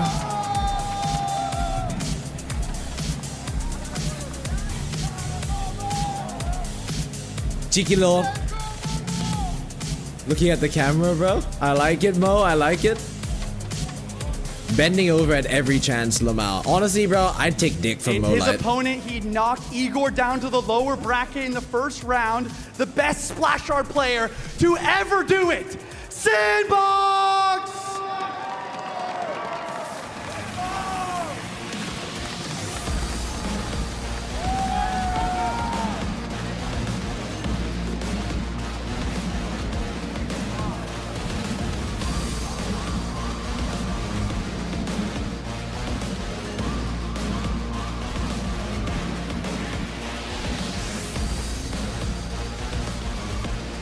Okay, go with me here, Andrew. Imagine you've spent so many months preparing for Clash Royale nobody World clapped, bro. Finals. It's actually you get wild. there, you're the opening match, you beat a former world champion, and then coming up next, you got the two-time Mohamed Light. Well, I sat down with Sandbox and for our interview, and it's be careful what you wish for, right? He was saying, what I want is Mohamed Light in the finals. Well, my friend, you're getting him just a little bit sooner than that. When you talk about Mohamed Light coming off of his 2024 World Championship victory, this is a guy that lost one game last year. Evo Funko Pop. It's the most diabolical thing I've ever seen in my life. That's so fucking dumb, bro. Don't say that shit, bro. That's not even funny. Send this one to game number 3. Yeah. Because that's where he needs to get. I don't think he gets this one done in 2. I think it's a 3-game situation. And then we'll think about what kind of picking does Mo do, because typically he has a plan for game 1 and 2 that he's worked out with his coach Alan. And then game number 3, he's out there flying by the seat of his pants. And you know, Mo is sitting out there in the crowd, watching everyone, looking at this kind of competitive meta unfold. We've already seen a good amount of Royal Giant. We have seen a lot of Royal Ghost Evo. No surprise there. A decent amount of Mortar. There's been some minor controls, so I'm curious to see what the Pharaoh wants to come out with to start his campaign off here in 2025. As you can see, there's only 2 people in the world that have ever been 2-time champions. They've been trading off for the last 4 years, which is absolutely incredible when you talk about 4 titles and 2 players. Sandbox has a lot on his plate. Sure he does, but of course, he's already gotten past that first one. Here's the hard part about coming from that first round, is you then go to the second round of the upper bracket, and if you lose there, it's almost the same as if you lost in the first time. Chat, my back is actually killing me. I'm gonna have to end stream like sooner than I expected. I don't know what's going on, but my back actually hurts like crazy, bro. I might go like do a doorway stretch real quick. Yo, 85% Mo Light. Chat, give me a sec. Let me just go stretch out my back real quick whilst we're bro, I'm not even joking. It's like hurting really bad. So I'm gonna go lean on the doorway real quick, and hopefully that kind of like fixes it a bit. Mo Light, I don't know that for sure. Okay, we got 1. Yeah. Okay, here's the big number. We got 2, 2 of 3, 3, 4 of 4. No surprise there. And this is where being the underdog is actually not a bad spot to be in. Everyone expects your opponent to win, but he's riding that wave of confidence from the first match of the day, where I think he was the underdog there in some people's minds, mine and yours as well. Of course, let's all acknowledge that the Pharaoh is also the king of drama. Yes. And the lower bracket runs of Mohamed Light are legendary. So who knows what direction we go here. Sandy, of course, a very live dog in this one, but we know that Mohamed Light, the preparation level between him and Alan, who worked together to win a world championship last year. Yes. Again, I'm spending so much time with these coaches through their process, and I know that they have a very specific game plan for Sandbox. And when you talk about Mo's practice schedule, his work ethic, my you know, we got in on hurts, just a few days ago, Tuesday, and we got there. Mo was in the players' practice Chat, you guys room wanna see, for you 3 guys to wanna 4 check if hours there's by anything wrong himself, with it, bro? just grinding. Better Ethernet in there, he said. Can you guys check if there's And anything he's just wrong in with there my by back, bro? himself, just putting in the work that you have to do if you want to be and maintain being the greatest of all time. And that's the truth. Every time you and I have walked into that practice room, He's there. He's there. And now he's here. Mohamed Light, Sandbox, game 1. Someone let me know, please. Someone let me know if there's something wrong with my back, bro. Fast here in game number 1. Love that. That's so dumb. And doing the Mo Light opening. Give it that a was sec. not I'll thing put my you shirt did on with after this split game, wall bro. breakers behind Give King me a Tower sec. until the man on the But left. dude, my defended. back does, it actually does feel fucked. Alright, let's lock in, let's lock in. This is Mo Light. Chat, lock in, bro. Okay, Mo's playing E-Giant with the Evo Knight. Sandbox playing Minor Poison. I think, I mean, this is Mo's matchup. This is a really tough matchup for Minor Poison, so Mo should have this in the bag. But we'll see. We'll see. I mean, nah, it's gonna be E-Giant. It's E-Giant Minor Poison, bro. Okay, it's not gonna be some weird ass deck. Alright, chat, lock in. We see the back low, bro. Stop flexing on God. Roblox skin our face. My hair's all fucked now because I took off this shit, bro. Need a gaming chair? Dude, my back is actually fucking wilding, bro. Oh, so tight. Alright, Mo Light. Mo Light's gonna cook here, boys. Mo Light's gonna cook here. He's leaking, he takes that damage like a good one. So Sandbox either has cannon or he has the Goblin Hut. I'd much rather have cannon cannon in this personally, but we'll see. That nerf was brutal, but now I forgot who it was. Who was it? Was it Kazardi that had the cannon in his minor poison deck? That was not exactly what Mo wanted. Baby Dragon still should get one little burp on tower. Okay, some dual lane pressure here. Really good dual lane pressure. Wow. Okay. Well, I mean, Bowler completely misses everything. Wait. This is some really good fucking pressure, bro. Alright, he does defend though. And that was both the Evos used up. So I think Mo's feeling more confident now. Dude, and the Spear Goblins don't get hit by that ghost. That's crazy. Now he's got the Evo Baby Dragon. How do you defend that? You go E-Giant onto the minions, tank the double hit there, gets the King Tower activated. That's gonna help in terms of like pressure from now on. He does have the cannon, bro. These guys are running some good ass like counters.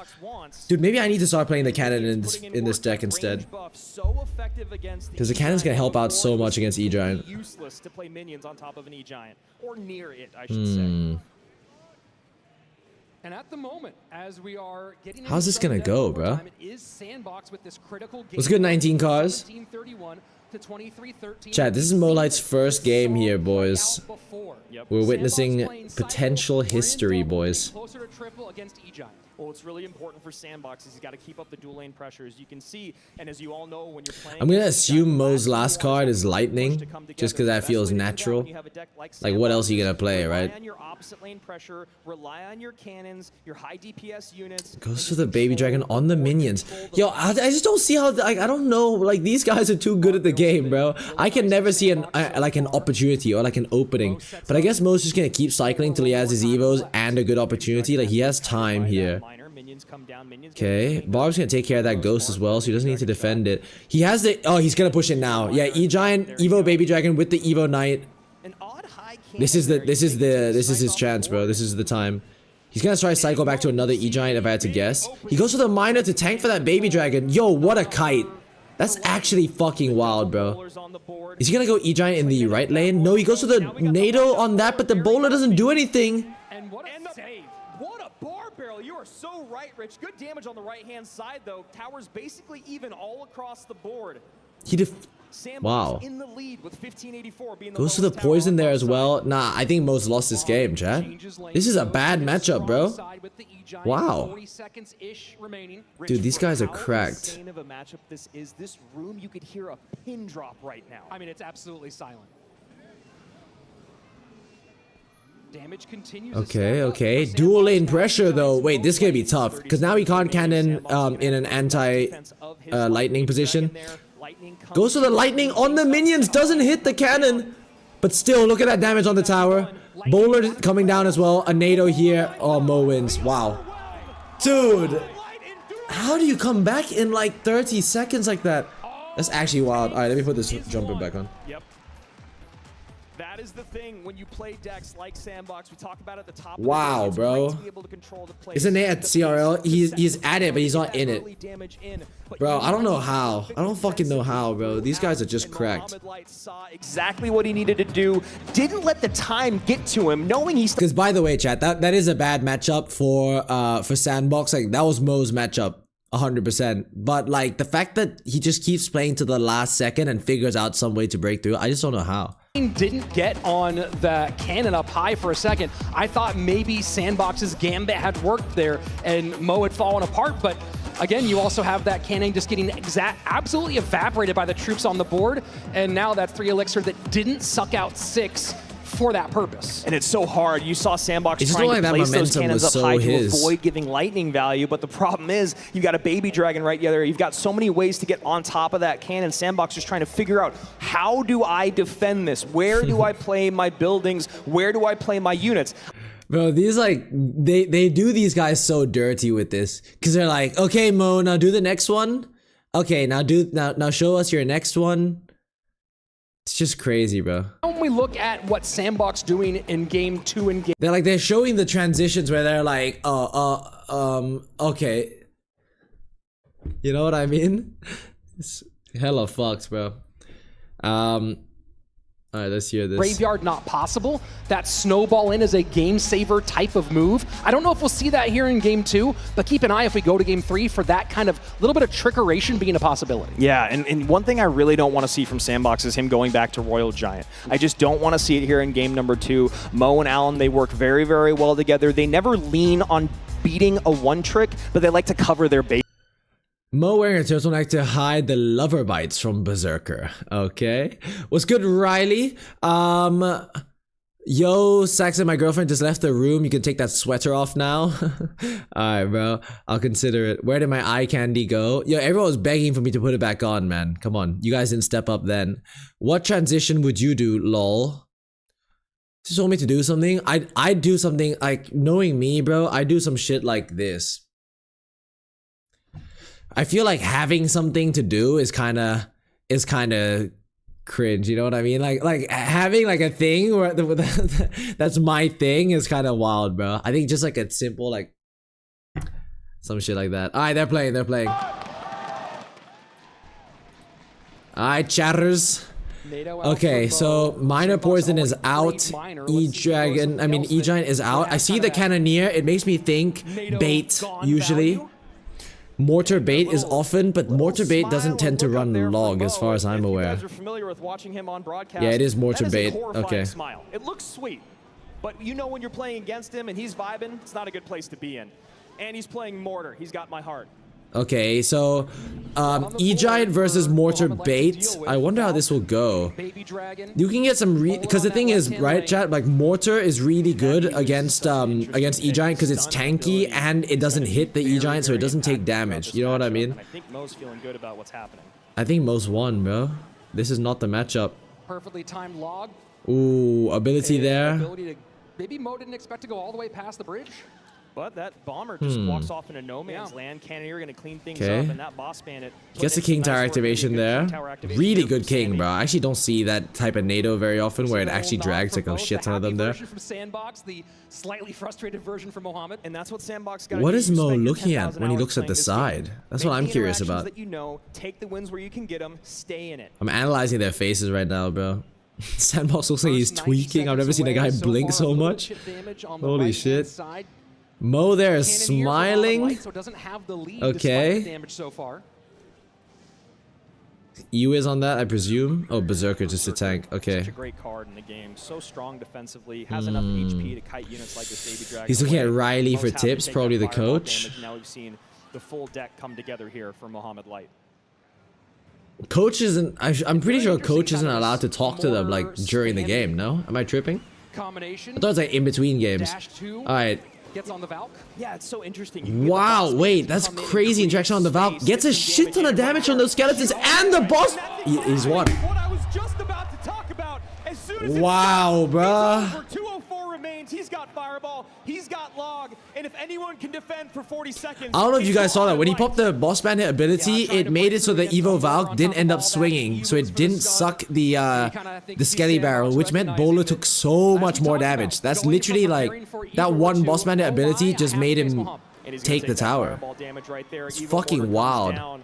And this game happens so quickly. Obviously, not a great matchup. Okay. Mortar matches up very, very well against E-Giant. He's got the E-Wiz in there to stun. Yeah, it's over, bro. Even more boss bandit to tank on the damn. 2-0 sweep, bro. Mo Light carrying. What I love about it is that the boss bandit comes in and creates space. Then you drop fucking the crazy. Flawless game as well. Didn't take a single bit of damage there. And they've traded places in tanking, and now the boss bandit's tanking absolutely once again, insane, dude. So that synergy is absolutely insane. And Sandbox just didn't know what to do with it. Wild, bro. The deck pick here in game number 2, going with a Cannoneer-based deck. Yeah. Pretty much a hard snipe on that E-Giant in game 2. And, you know, Mohamed is up there on his own making that pick. You know they have to have those progressions ready, and they nailed it. Yeah, I am so excited to hear what he has to say. Juicy, what does the GOAT have to tell us here in the audience? Mo, what a fantastic first performance. Once again, I just want to ask you, how are you feeling after the first game? And do you have any nerves, anything like that? To be honest, after I saw the stage for the first time, I knew like, you know, it was not that good. So I wouldn't have nerves from it because this crowd is right in front of me. Right, yeah, awesome. Do you have anything you want to say to all the people cheering for you, any fans in the crowd? Thank you everyone for supporting me, and big shout out to Alan. Where is he? Shout out to Alan. There he is over there. Bro, I'm sorry, Mo needs a lint roller, bro. And this guy needs to chill the fuck out. Relax, bro. If you can't find him, you can always hear him at World Finals. Yeah, that's very true. Just here for the guy yelling his head off. Both Mo's biggest fan, or maybe second biggest fan after his mom, who's here, of course, but also definitely excited every time Mo takes one step closer to that $200,000. Yeah, and what an emphatic start there for Mohamed Light. Comes out 2-0, the fastest set of the day, fastest game of the day, absolute dominance. Felt like it was over before it even started. And Sandbox, who had a great showing, finds himself, as you said, Rich, you can win game one in round one, but once you get to that second round bye and facing those players, your head's on the chopping block just like that. Yeah, I mean, back to square one, essentially, or almost square zero to a certain degree. And you see that tower damage number, a big bagel. Actually, unfortunately, wild, on one side, Mohamed Light. Chat. I'm gonna leave the commentary on for a sec, but I'm gonna go cut. I'm gonna cut up 2 kiwis. Okay, I gotta eat some kiwi, bro. I don't want to eat too late in the night because I gotta sleep after this. But yeah, I'm gonna cut up some kiwis. All right, I'll be right back. I'll try to do it as quick as I can. Royal Giant if Sandbox had gone to that comfort. So a good job getting the read here on beatdown for game 2. The Cannoneer does so much damage. You got the Ewas there for the stun. You got the log there. You got the boss bandit out putting in insane amount of damage. As now we are into round number 2, where we're going to see the 4 players who have been sitting back with their first round bye. Mo Light makes it a quick 2-0, starting off his 2025 campaign just as he ended 2024. Next up, we got Sub versus Frontier, Ian versus Adriel, Pedro versus Lucas, and we are starting to see the elimination bracket come together. We'll see Sandy going up against OP Sam later on. I mean, that's going to be a fascinating matchup, and one that I do think Sandy would feel pretty confident in. My big question for that will, of course, be what kind of game plan does Sam develop? Does he move away from the stuff that people are really prepared for? Because I know that the analyst working with GameSaver for Sandy is got his eye right on that deck pool. Absolutely, and you know Sandbox wants to fire back with a vengeance after dropping that set 2-0. Same with Sam. Sam going down 2-0 as well. But we are only about halfway, literally exactly halfway through our day. A lot more of the CRL 2025 World Finals coming your way. And remember, you guys can get in on the action. We're giving away badges. We're giving away rewards. Event.supercell.com/Clash Royale. It's a great place for you guys to get in your predictions. And that's exactly what I did this morning, was get in all of my predictions. Yeah, got them all done. And we have another matchup coming your way in just a few moments. Don't go anywhere.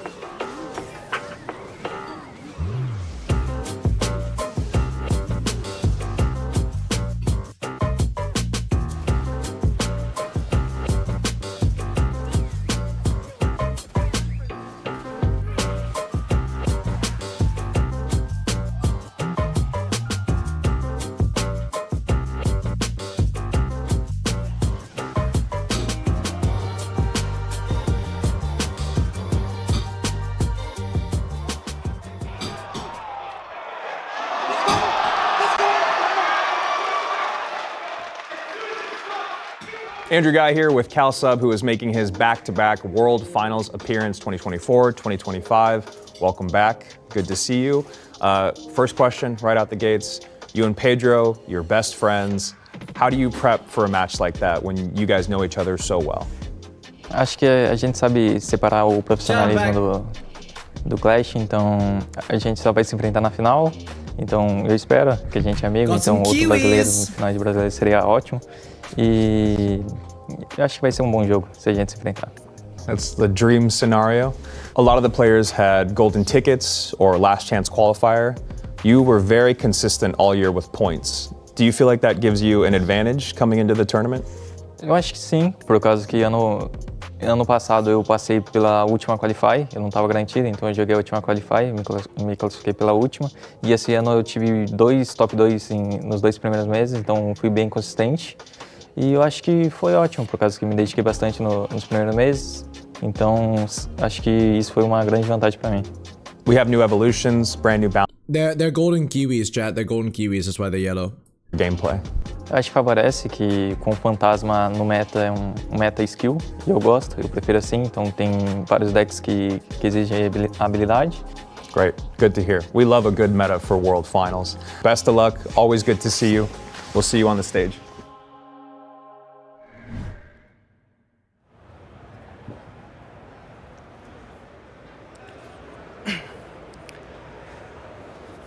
And yes, I am. Look, I'm telling you, if you've ever seen a Clash Royale tournament ever, you are gonna see this guy's name pop up. He is the consistency king. He is Sub!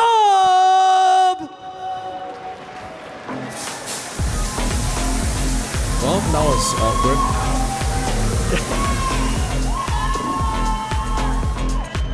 What is this?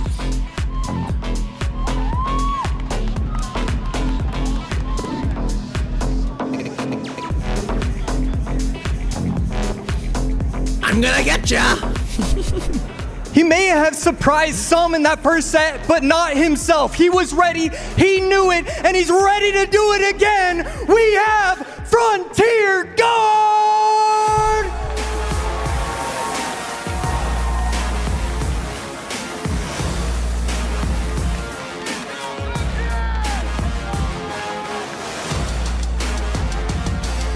Come on, Frontier.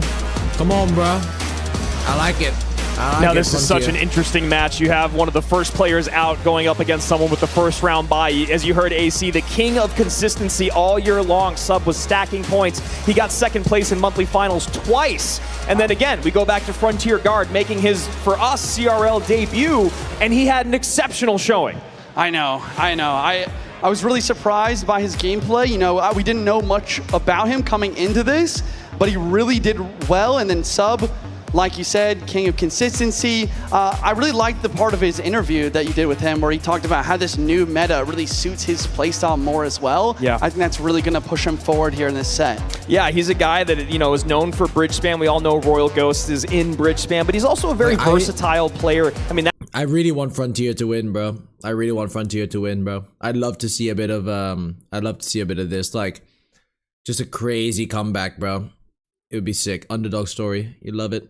Is Ian playing tomorrow? Yeah, he's also playing the game. Like, there's gonna be 3 games or 2 games, depending on what it goes to. Ian plays right after this. Just letting you know. A couple hours ago in Frontier Guard. Yeah. Cal is like when you have like SK Morton, SK X OP Sam. You know what I mean?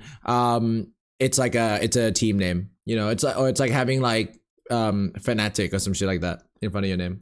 Logbait, Drill, Hog, RG, he's really versatile as well. Like, I actually see a lot of similarities in playstyle between these two players. And one of the things that I'm always curious about, one of the things I'm always talking about is nerves and how you feel going on stage. Obviously, Sub just coming out for the first time because he has that first round bye based on points. Frontier Guard, he's already felt the crowd. He's already felt the best of 3. He's already gone the distance, and he already eliminated someone who was favored over him. And as you can see right here, he's ended more monthly final runs among all world contenders, number 2 and number 2. He almost made all 4 of our monthly finals, but was not able to do it, but had a lot of great points just that he stacked throughout the year. Right, and on the other side of the coin, when it comes to, you know, the benefits of being in that first round bye, you kind of get to start seeing what your opponent's play style is, what decks are going to be bringing out, because, you know, a lot of practice, you know, back in my day, practice was very secretive, so it'll be interesting to see, like, what he's going to bring out and see if he can surprise Sub here. And I'm so curious to see what the fans at home have to say and what we all decided to pick in terms of predictions. I thought it was going to be pretty even. This is what I'm saying about Sub. He's a guy that's been so consistent and done so well. Remember, this is number 4 in the world just last year. 2 monthly finals in second place this year, but he only gets 58%. Frontier Guard won people over in that first set out there, or his first set out there. Now to see what we said, and you know what? I had to go with the guy that I know well in Sub. Boom, right there. Juicy, where did you go?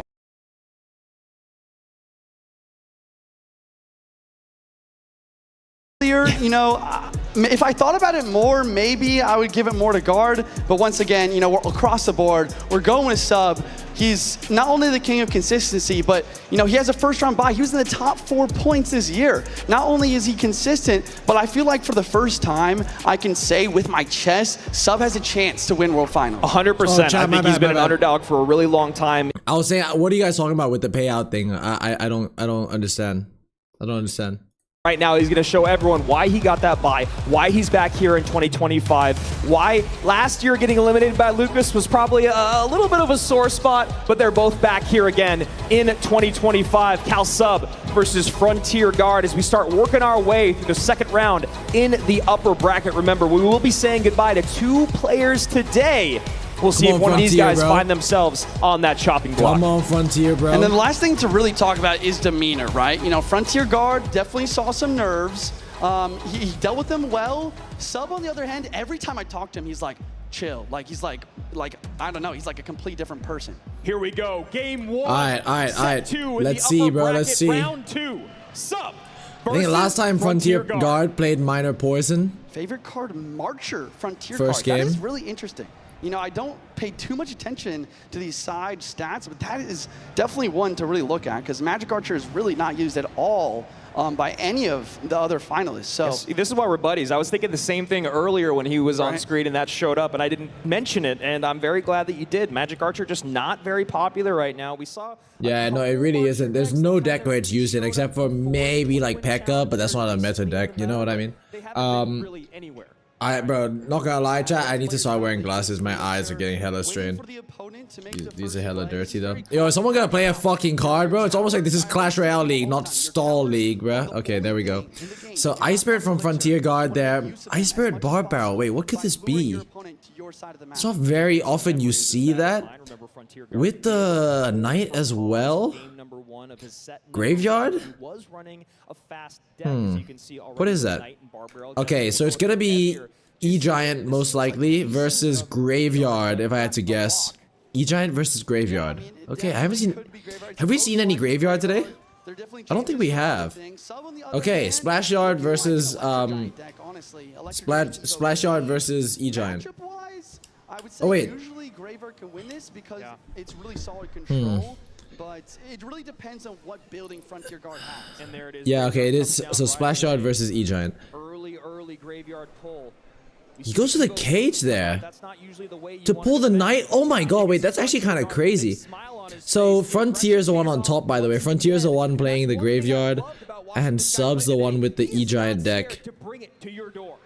Wait, E-Giant? No, it's double... Wait, is it double Splash Yard? Because why does he have Ice Wizard?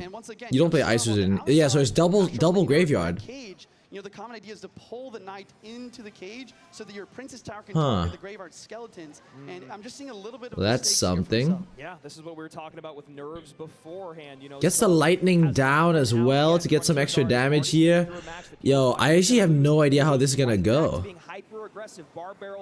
It's got the poison as well. Wait, what the fuck is this? Wait, no, this has to be E-Giant. But why is E-Giant running Ice Wizard? Just below 2,000 on sub side. It's just not really meta, bro. Oh, it's Golem. Okay, I'm a little slow, bro. My bad. I'm a little slow, bro. I don't know why I didn't clock that. I honestly think you'd rather an Electro Giant. And it's so interesting because in our... To be fair, the commentators are talking about E-Giant as well. Like, he pushes it now. He said he'd want to remove Golem and Goblin Machine from the game. That's not gonna take. That's not enough pressure, is it? It is. Wait, it forced out that much elixir? I feel like he could have just left that and gone in for the whole push. But, you know, what do I know? He goes to the lightning there to clear everything out. Baby Dragon's still alive. Really good splash there as well with the NATO from Sub. Zam, bruh. Frontier, lock in, bro. Evo Witch does stay alive here. Okay, that's gonna help him out. You know the Graveyard's coming down instantly. But the Witch Evo does get taken out, and the Barbarell kites the Knight forward, so the Princess Tower is targeting the skeletons on defense. That was one skeleton for that entire 5 elixir. And look at the Golem at the bridge. Golem at the bridge, Golden Knight behind, Sub now in the lead. 18, I don't know how he defends this. 80 seconds remaining. Because the lightning goes crazy. Gets the Knight down, but then he can't defend the Golem, no? Yeah, no, NATO as well. Doesn't get the dash off, but it does kill the Ice Wiz. He does get that down, but it's gonna still splash the tower, right? Yeah, it does. Bro, I don't know how he... That's gotta be game. Yeah, it's game, bro. Golemites are so fucking broken as well. All he needs is like... I'm pretty sure light... No, NATO won't do it. Lightning NATO doesn't do enough, I think. Cage pulls in. And this is exactly the defense you talked about earlier. Yeah, no, it's over, bro. Alright, Frontier loses here. Frontier loses here. Rip, bro. That's what consistency is all about. Damn.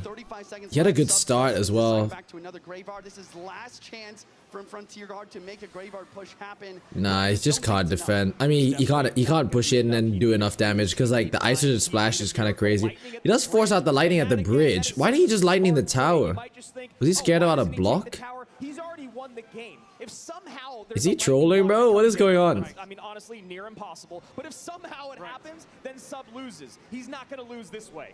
Yeah, the baby dragon just nah, it's GG's. The Golden Knight is there. Damn, Frontier, bro, lock in. I want you to win, bro. Hits him with a good game. I like that, bro. Some sportsmanship, chat. That was such a beautiful bounce back, Juice. When you talk about Dude, my back, bro.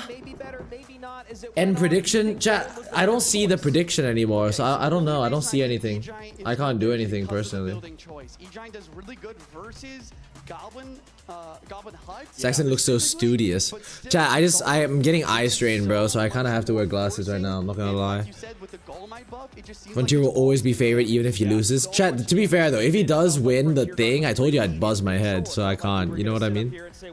Another player sent down to the lower bracket by the rookie, but you saw Sub kind of lock everything down. He kind of felt things out for the first couple minutes, took the damage where he was, obviously didn't lose his tower, and he goes, I know it says it's already been paid out, bro.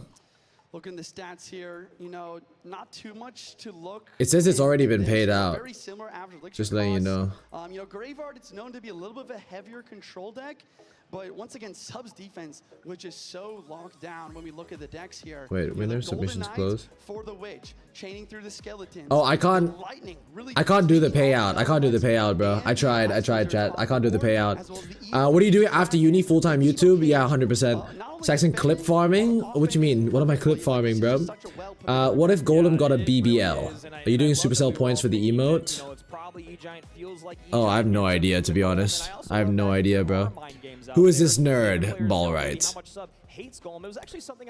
Can't lie, it gives you an extra 6 or 7 IQ. Ball right. But right now you might need to lean into it. It's in the meta, and that's exactly what he does. What does it mean by 4-card cycle? It's basically saying if you played the cheapest cards possible, what is the cheapest way you could cycle 4 cards? So if you're playing like a Hog Rider, like Hog EQ deck, then you know you have to cycle. If you play your Hog, then you have to cycle Skeletons, Ice Spirit, Log, Earthquake. So then that'll be 2 plus 2 plus 3, so that's 7. So your 4 elixir cycle would be 7, if that makes sense. That's what that means. Hopefully that makes sense. It's how much you have to spend. What's the cheapest you can spend to get back to the same card? Sorry for making your back hurt. Thank you, bro. Thank you for saying sorry. Dude, I'm in a lot of pain right now, chat. I'm not gonna lie. Let me go grab like a resistance band and maybe I'm just gonna like fuck about, swing my arms around and some shit. I actually feel like shit right now. After this game, by the way, after these like 2 games or 1 game, Ian's playing next, chat. The Evo Ghost is just enough like OP to add some spice, and then even beatdown is viable. We've seen Lava, we've seen Golem really do well today. I mean, this is amazing. Yeah, I mean, and we've seen a lot of Mortar, so you know that I'm very, very happy, and I will continue to be happy as we hop into game number 2. Frontier Guard trying to keep this rookie run going, bouncing back against Sub. We're into game 2. And you can see the previous We're battle back. decks Let's here. see. None of these cards can be repeated by that player. And we do see. Okay. Evo Witch and Mortar here. So Mortar bait coming from Frontier. And then Sub is playing Witch, Vines, Probably like a Ram Rider deck with the Boss Bandit type of thing, if I had to guess. Usually that's what Vines used it. Oh my god, Valk as well. Cannon card did get on tower for one hit there. Ooh. Sorry, chat. I know I don't want to be moaning in your ears, but I'm actually in pain, bro. Damn. Alright. Let's go, chat. Let's go. Peep the BBL chat. Sax get a BBL. Okay. Why are you bricked up? I'm really not, man. Okay, this could be a graveyard. I mean, yeah, it's probably what Sub's probably playing graveyard, right? Graveyard Vines. If he has it, it's gonna be a game changer. And we saw this deck. Yeah, it's gotta be graveyard Vines. That's crazy, bro. Like, no one plays graveyard Vines right now.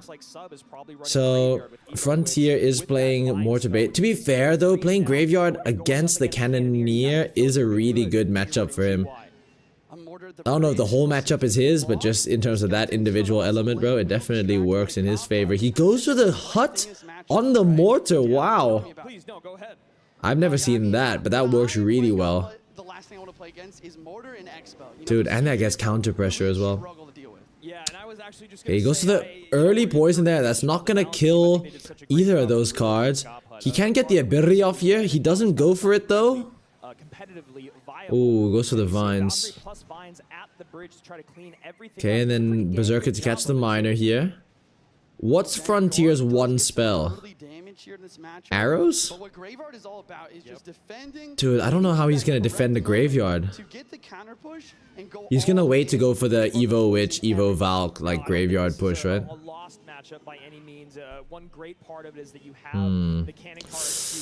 That's really good. That's a really good Evo Valk. Holy shit, look at that value, bro. Okay, he pushes it now. What is Frontier's last spell? I'm really curious. Okay, he does go for this Goblin Gang there to kill the Witch. Really good timing on that. Fireball? Might be Fireball. Alright, is he gonna go ability here? He does. Right, well played, well played. Dude, I don't know how Frontier defends like a really good graveyard push. Which does go in front.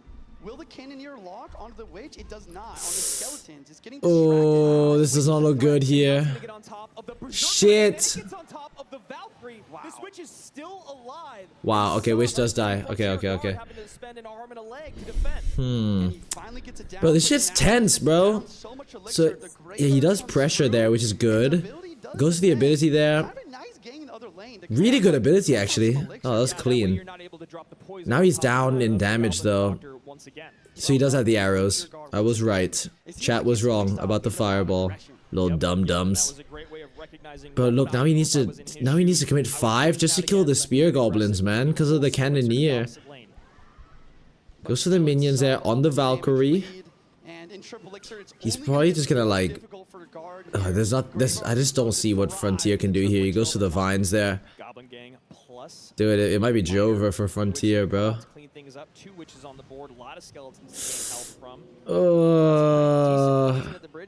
Doesn't he have Evo Valk next? Yeah, dude, I don't see this going well, bro. Evo Witch, Evo Valk, Graveyard, that's raps, man. GG's. I just can't see it, bro. Look. Dude, the fucking vines are crazy. Frontier loses. Good game. Wow. Wow.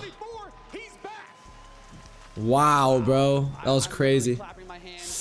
Once again, just showing up and saying, you know what, I'm not just consistent, I can also get a 2-0 sweep whenever I want. I'm gonna walk on stage, use that first round bye to my advantage. I mean, he just did such a great job of recognizing the matchup in both of those games. Josh, let's pick this man's brain. Let's go down to the stage. Give it up one more time for Sub! Bro, this guy's so... I don't know about this guy. Like, what... Okay, Sub. What qualified... What did you learn? What qualified this guy to be, like, an announcer? Like, what's his relation to Clash? I just don't understand. Like, who is he? Esse é tão fácil ganhar dele. Not this him. I'm just curious, bro. I have no idea who this guy is, but I've seen him in 2 CRLs now. Like, I don't know who he is. em questão das matchups, então eu fico feliz com isso. I did a great job doing the analysis with him, and I practiced with him a lot in the past few days, so I choose the right card and the right deck. Okay, you got it in his head. That was well done. How did it feel to have to wait so long? You had to wait 6+ matches. You finally get in the stage. How did it feel to wait so long and play so well and be so successful on this day number 1? Como que é para você ter esperado tanto tempo para entrar no palco e para fazer um bom jogo? Eu fiquei nervoso, eu estava nervoso esperando ali, eu até cheguei antes do meu horário, mas eu fico feliz que eu consegui fazer um jogo tranquilo. Could you imagine if he just fucking was like, he was holding it like this and the guy starts speaking, he goes, oh, it just sticks the mic in his mouth. That I just got earlier than Type shit my I'd do. time slot, but I'm nervous and I know that I did a great job, so. Thank you, Sub, and congratulations once again. Gasters, take it away. And just an incredible showing there from Sub. You know, again, you saw the audience vote, you saw our vote, which was, we all thought Sub was going to take it. Everyone, it was a 58-42 split between those watching at home and here in the crowd, and Sub probably put all those naysayers to bed right now. Yeah, I mean, I think, you know, I'm really impressed with the guard. I love his aggression. Yep. I love his play style. But when you're going in Sub, who's like bread and butter is like psycho control, like I'm going to defend perfect and you will not get damage, sometimes that super aggressive style just doesn't work out. And we saw it last year at World Finals too, just the calm, cool collectedness of Sub where things might be going awry. He might have taken a little bit more damage than he thought early on. But as I was saying before, he really just looked at the macro. Chat, Ian is up next, by the way. I wonder why they put those like figurines up and shit when they closed the Supercell store.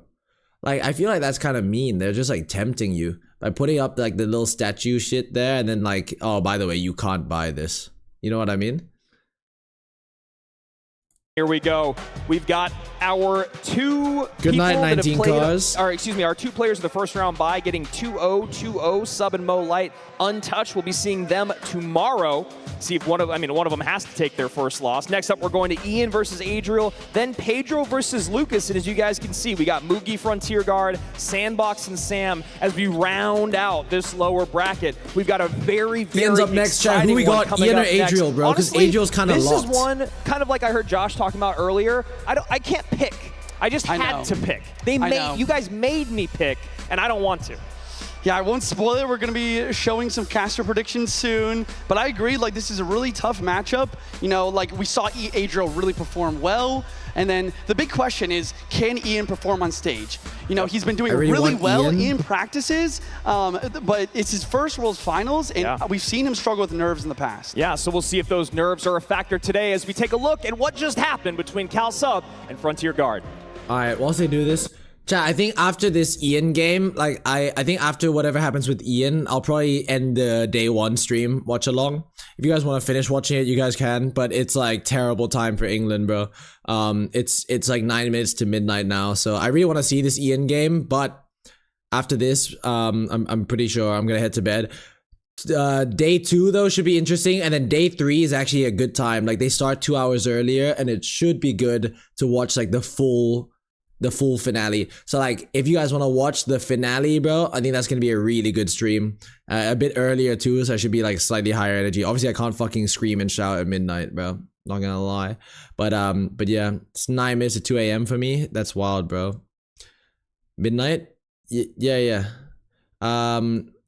It's 3 a.m. for me. El Quitter, bro. I don't really want to. I got a busy day tomorrow too, chat. I got a busy day tomorrow too.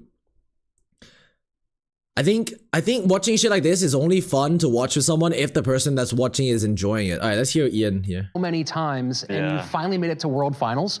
What changed this year? I knew I always had this skill, but I just got a lot more confident in like putting myself in like risky situations, I guess. I just took it, I just trusted in myself and my plays, and it just worked out so good that I got like the first golden ticket, so secured my spot right from the start. I know you do some pretty big runs. What's the longest ultra marathon distance that you've run? So far it's 52 miles, or like I think 80 something kilometers, but I do want to do 100 miles at some point, 160 kilometers, so hopefully I could get there. What's harder, running running 50 miles or getting first on ranked? For me, running 52 miles, but for the average person, I guess #1 on ranked. I feel like just getting mental strength in general in life has helped me in Clash Royale too. I think that's actually been like a big difference this year, is just getting mentally strong, even from things outside of Clash. It helped me in Clash. We have a lot of big names here. Who do you think would pull the most views if this tournament was just about trying to go as viral as possible? Maybe me and Mohamed Light, I think I would say, because I mean, everyone knows Mohamed Light. That'd be a game of all time. Maybe not quite like the Surgical Goblin 1 HP game, but it would be up there. You're a very large content creator with a kind of rabid following, especially here in the States. Yeah. What would you have to say to your supporters? Well, I just want to say thank you all so much if you're watching this event. It's really an honor to finally live up to their expectations, because I feel like back in the day I would be like kind of really struggling and competitive. It's nice to finally actually make World Finals and be a top player that they've always knew I could be. That's it for Ian77. I know I'm excited, and so are you, to see what he does at last here at World Finals. Very nice, bro. Very nice. Let's go, chat. Next up, this Ian's man game. has over 500,000 subscribers on YouTube. And after years of coming so close but falling short, he's finally here today. One of the most anticipated Clash Royale League World Finals debuts, Ian77!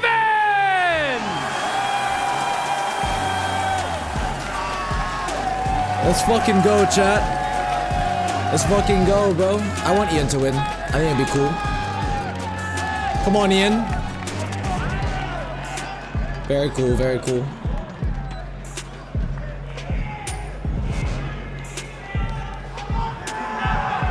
And his opponent is quiet, but absolutely dangerous, and just got a loud win over a 2-time world champion. Make it loud right now for Adriel!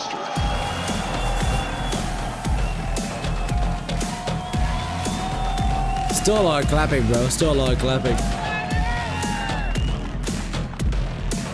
This is gonna be a really good game. This is gonna be a really good matchup, bro. I guarantee you, chat. Ian versus Adriel. Look, Ian, I'm so happy to see how much fun he was having on the stage. You have to wonder, is the nerves going to get to him? I mean, really, even if it's not going to get to him. This honestly feels like the biggest game of the night, bro. I'm not even lying. Like, this feels like the most hypey game. What advice do you give to the new players trying to break into the competitive scene? Take care of your mental health, okay? What do you believe sets you apart from the other competitors? I can sense their nerves and can take full advantage of it. What's one thing most people don't know about you? That I have an older brother. For fuck's sake, bro. I feel I read that pretty fucking quickly, man. Okay, I guess we'll never find out about his older brother, bro. The question is he prepared for the bright lights? Alright, I'm reading this one now. How do you mentally prepare? I tell myself to stay calm, you will do it. Oh, we already read all this. How do you plan to use the prize money if you win? My family. That's a W, man's right there. A lot of the people back home might not know this, but with the lights going on, your hands start to shake, you start to sweat. I really hope we don't get a close-up on my shirt because I am sweating. I'm not even playing, so it just gets ridiculous with all the competitiveness about it. It's really a joy to see, and okay, we can talk like for 5 seconds about how jacked Ian is. I mean, it is incredible. It's really inspirational almost. No, yeah, I absolutely agree. And once again, going back to his interview, I really like what he said about, being disciplined, whether it's running, hitting the gym. I've talked about it a lot with him, and it is inspirational. And I love how he's using that discipline and applying it to Clash Royale to get to where he is today. Yeah, I mean, you have to approach it just like a job. You want to be the best in the world, you have to use it as a 9 to 5. You have to be able to wake up, practice with the right set of people. Then you have to be able to take a break, get that workout in, go back in and play your game. A lot of people don't realize it, but, it takes a lot to be an esports pro. Yeah, let's check out the chat predictions. Let's see how you guys, thought about this match. Also, if you haven't got your predictions yet, go to Sorry, I almost said store.supercell.com. Event.supercell.com/Clash Royale. And you guys can get some nice emotes and stuff, or not emotes, but you can get a badge, which is legendary. Get that spectator badge. Here are 54% Ian. That's crazy. Okay. I feel like people are underestimating Adriel. I do want Ian to win though, chat. I do want Ian to win, okay? I do want Ian to win. I think it'd be cool. Orangutan. No way people play Clash like it's a 9-to-5 job. That's crazy. Yo, if you're making this amount of money, bro, then why not, right? I mean, technically, you think about it, I play Clash like it's a 9-to-5 in a certain way. I just don't play it that long. I edit Clash content like it's 9-to-5. How's that? Down the middle. 50-50 split here. I think so. It's split down the middle, not only with the community, but with the casters as well. So, you know, talk to me about why you took Adriel. Maybe I'll talk about why I took Ian. Yeah, I mean, look, when it comes down to it, Adriel has performed on the big stage. He's shown. But you're in uni, bro. I'm telling you, I spend way more time doing content than I do on uni, bro. Like, you think about it, right now, we've been streaming for 4 hours. My video today took more than 4 hours to make. I've already done more than 8 hours of work today. You know what I mean? And then you take into account as well, with content, you don't clock in and clock out. You're thinking about it all the time. So like the whole day has been thinking about content. So that's my point, is like content and like even with this kind of shit, it takes way longer than you expect. Like you're always thinking about it, bro. There's no such thing as a YouTuber who like clocks in, does a bit of work and then leaves. Like you basically can't live a separate life, bro. Taking all right, the game nuance starting. Let's of see. All right, let me commentate this shit, bro. All right, here we go, chat. What is Ian playing? Yo, Adriel's running Pancake Tower. You don't see that very often. It's gonna be a beatdown deck for sure, but what kind of beatdown deck? It could be Zappies. Ooh, wait. Oh, it's the giant skeleton deck, I think. Maybe. Or it could be like a golem or lava deck as well. Furnace. Golem. Okay. Golem, furnace. Ian's running what? Valkyrie, Skelly Drags. This looks like also a golem deck. Am I tripping? Is it golem v golem here? Could see maybe E-Giant, but with the arrow showcase as well. I think we're seeing a lava versus golem matchup right here. Lava versus golem. Oh yeah, no, that makes way more sense. Okay, so Ian's running lava, Adriel's running golem. Zam, bruh. Golem the back instantly here. Actually really good because he's up a lot of elixir there. He goes Empress the back. Good game. Damn, Ian. Trying to get it in his head, I see. Okay, he goes to the early cage there. Cage is gonna get cooked though by the Zappies and the barbell here. That's game. That's gotta be game, no? Actually, to be fair, no. To be fair, I didn't realize his Empress would stay alive. I thought his Empress would die from the Zappies there, but it does stay alive. Actually, he's completely fine. He's not even down really. Goes to the lumberjack there. Ian doesn't have to defend that lumberjack, which is actually super helpful there. Goes for the berserker at the bridge. Skelly's a kite, maybe? Oh, arrows.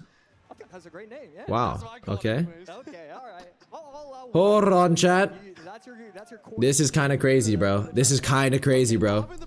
Okay, lava the back, golem the back. They're both building up pushes in opposite lanes here. Bro, this is where true skill comes in, chat, because knowing how much you need to defend whilst knowing how much you need to pressure is like the biggest piece of the puzzle right here. He does just leave the Lava Hound basically on its lonesome with the help of the Skelly Drags and the Evo Vow to kind of cook this golem a little bit. He pressures with the Barbell and the Berserker. I think Ian just ignores that, okay. Doesn't really get any damage there, but he can go for another Lava Hound. Holy shit. Wait. Okay, wait, how did Lava Hound take that much damage that quickly? Okay, Empress here still hitting. He goes to the Lumberjack with the vines. Lumberjack's still alive. Okay. Wow, bro. Goes to the Valk there. What's the plan, bruh? I don't know how. Okay, Ian has lightning. Empress is gonna die. Does he get a shot? He does get a shot! Damn! Okay. Every little bit counts. Ian's looking at the crowd. Wow. Dude, that's wild. He takes a second to look at the crowd as well.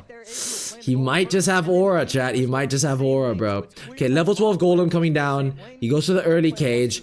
Adriel can get the vines and shit down. He does. Okay. Lumberjack gets sucked up in that. That's not gonna be a lot of damage, bro. It's gonna be a lot of damage, bro. How does he kill that furnace? He goes for the arrows there. He needs to go Lava Hound in front of this, surely. Ian's still spamming emotes. First person I've seen in CRL to do that. Ooh, lightning down here. Oh damn, Spirit Empress just about doesn't stay behind the bridge. Feels quite unlucky, to be honest. But I'm assuming Valkyrie here. Okay, Cage. Oh, it's over. It's over, I think. Oh, it's not! Wow, what a lightning. Can he get damage though? He needs to go for a Lava Hound, no? Opposite lane here. Okay, plus Skelly Drags. What's he gonna do? Lightning the furnace or what? Valk? I guess Valk will work. Yo, Club Soda with the party of 10. What's good, bro? Can he? Not really. He has to go for the lightning. He needs to cycle back to another one. Can he get 2 lightnings down though? I don't think so. His cycle's really slow here. Nah, it's over, bro. I think. No! It wouldn't have been enough anyway. It wouldn't have been enough. It wouldn't have been enough. I don't think so, at least. Yeah, 333. No way lightning does enough. Doesn't lightning do like 313 or something? W Club Soda, bro. What's good, Club Soda? Appreciate the raid, my G. I mean, we just witnessed the first How was your game stream? of such an important match. You know, Ian. Damn, okay. I honestly was pretty happy with how he played. Like, I didn't see the nerves getting him too much, but a loss after, you know, that first round bye has got to be fairly devastating. Yeah, I mean, look, you know, some of these other opponents, when you look at it, you know, on paper, when you take a look at who your opponent is, Frontier Guard or Adriel, like, you know, some of the other matchups. Yo, I do see the bias in the chat though. People are like, that's so unlucky for Ian here from Club's Raid. What's good, Aiden? What are you doing, Lil Broski? We're reacting to CRL, man. But chat, anyone else that you would have said that, like, damn, Adriel played well there, you know? But it's Ian, so everyone's like, so everyone's saying that's so unlucky for him. Bad matchup and all that stuff. I think overall though, it was a really tough game. He played well, bro. I wonder what they're gonna play next though, because they both used beatdown. Bro, in this situation, it's hella stressful. Because if Ian just loses one game, then it's done. He needs to lock in. You know what I mean? Bro, I love Ian. I want him to win. Fair enough, man. Fair enough. Counter as well. So it really is fairly close. But once again, I think Adriel just had that slight advantage. And I also really like the usage of the vines to really kind of stall the Evo Valk, stall the Skeleton Drags, and combo the Bard Barrel. Like, he did really well with that. Yeah. I don't want to... I think low-key... Oh, shit. I was gonna say Ian might have to run like a really versatile deck. Like, he might need to play like Minor Poison, bro. He's good with the Minor Poison deck. You might need to play Minor Poison, Evo Ghost, minions, and then pray that Adriel doesn't play E-Giant. Pray, bro. Maybe the Minor Poison minions deck, but with a cannon, and then Adriel goes E-Giant or something. We'll see though. We'll see. We'll see. I am interested, bro. This is hella close. You know, waiting. Huge shout to the crowd. Look at the crowd. Yeah, let's get hyped, guys. I mean, this is Clash Royale League World Finals. I love this community. Yeah, and right here, okay, I've got a question for you. Do you think the nerves are stronger from being at the World Finals, or knowing that Riley was able to finish so well last year and he might not be able to repeat that process? He did go to Atlanta, yeah, but where I is think he? it's a mix of both, right? It's like, oh, the game's starting. The game's people- starting. Hey, stop yapping, bro. Stop yapping. Shut up. All right. Lock in. Let's see, chat. I predict Adriel runs E-Giant. I predict Ian plays Minor Poison. All right, let's see. That's my predictions, chat. Shit, Guards doesn't. Oh, okay. It's not Minor Poison and it's not E-Giant. All right. It's fine. It happens, bro. Valkyrie Guards. This could be Lava Hound. Right? I often see Valkyrie Guards being played with Lava Hound. Golden Knight Ghost. This could be a lot of different decks right now, to be honest. There's like a Recruits deck that runs it. Giant. Okay, it's a Giant Skeleton deck. It's the spam deck. Valk Guards Cage. Baby Dragon. Again, could be Lava. Could still be Lava. Could also be Golem. No, it's Lava. So Ian kind of taking a page Ooh, okay. So Ian did take that hit there from that Goblin Brawler in the left lane. He's got this like spammy control deck. It is gonna be, whoa, flexing the 20 wins as if Adriel doesn't have it, bro. Okay, I like it. A bit of showmanship. Alright, come on, Ian. Come on, bro. I want you to win, man. I want you to win, man, even though you called me a shorts creator, bro. I still want you to win, alright? I don't hold grudges. He has drill. Okay, yeah, it's this drill deck. So I'm assuming the last card is Exy, by the way. He does go drill the back, which does end up working out for him. Wow, actually that worked really well. Surprising. Alright, Zappies will kill this baby dragon. Ian's pressuring here. I'm gonna assume there's no ability here. What's he gonna do, bro? He's just gonna set up another... Yeah, he's doing well to control the games, though. Lava Hound the back from Adriel here. Does find a time to go for the lava in the back, and Ian's only air defense. NATO's that in to kill it. This is tough, bro. Because, again, Ian has no air defense here. He's got Exy, right? Last card. Okay. But basically nothing else. Ooh, like how does he defend here? He gets this giant skeleton down just in time. Wow, that would have stressed me out because he did have the oh, the arrows. Oh no. Oh no. No. Classic good game. He's trying to play some mind games here. El Clasico using the good game. It's not over just yet. Don't believe him. Okay, lock in, chat. Lock in, bro. Lock in. GoldenEye on the left with the Evo Exy. I mean, yeah, it's still very possible for him to win this. Chat, the thing is, I know Ian has Exy NATO, right? But lightning arrows kills Exy, bro. And he's got the drill when Adriel's got guards and Valkyrie. It's tough, bro. It's tough. I definitely would not say Ian has matchup here. He needs to get some crazy pressure here with the Golden Knight NATO, with like the Evo Ghost, with the Giant Skeleton drill. Like the potential's there for some crazy pressure, bro. The outplay potential is there. But now he goes to the Exy here. How do you kill the flying machine? He goes for the Zappies down there. Okay, it is gonna kill the flying machine. Yo, really good drill here. Wait. Ability? No? Wow. Good patience. Bad timing there from that giant skeleton bomb. Can he go for the ability? Wait. There's no ground cards. Why did Ian take so long to play it? I am really curious. Why did he take so long to play that? He goes to the Zappies here. He's gonna go for a drill, right? Gets the lightning down. NATO? NATO!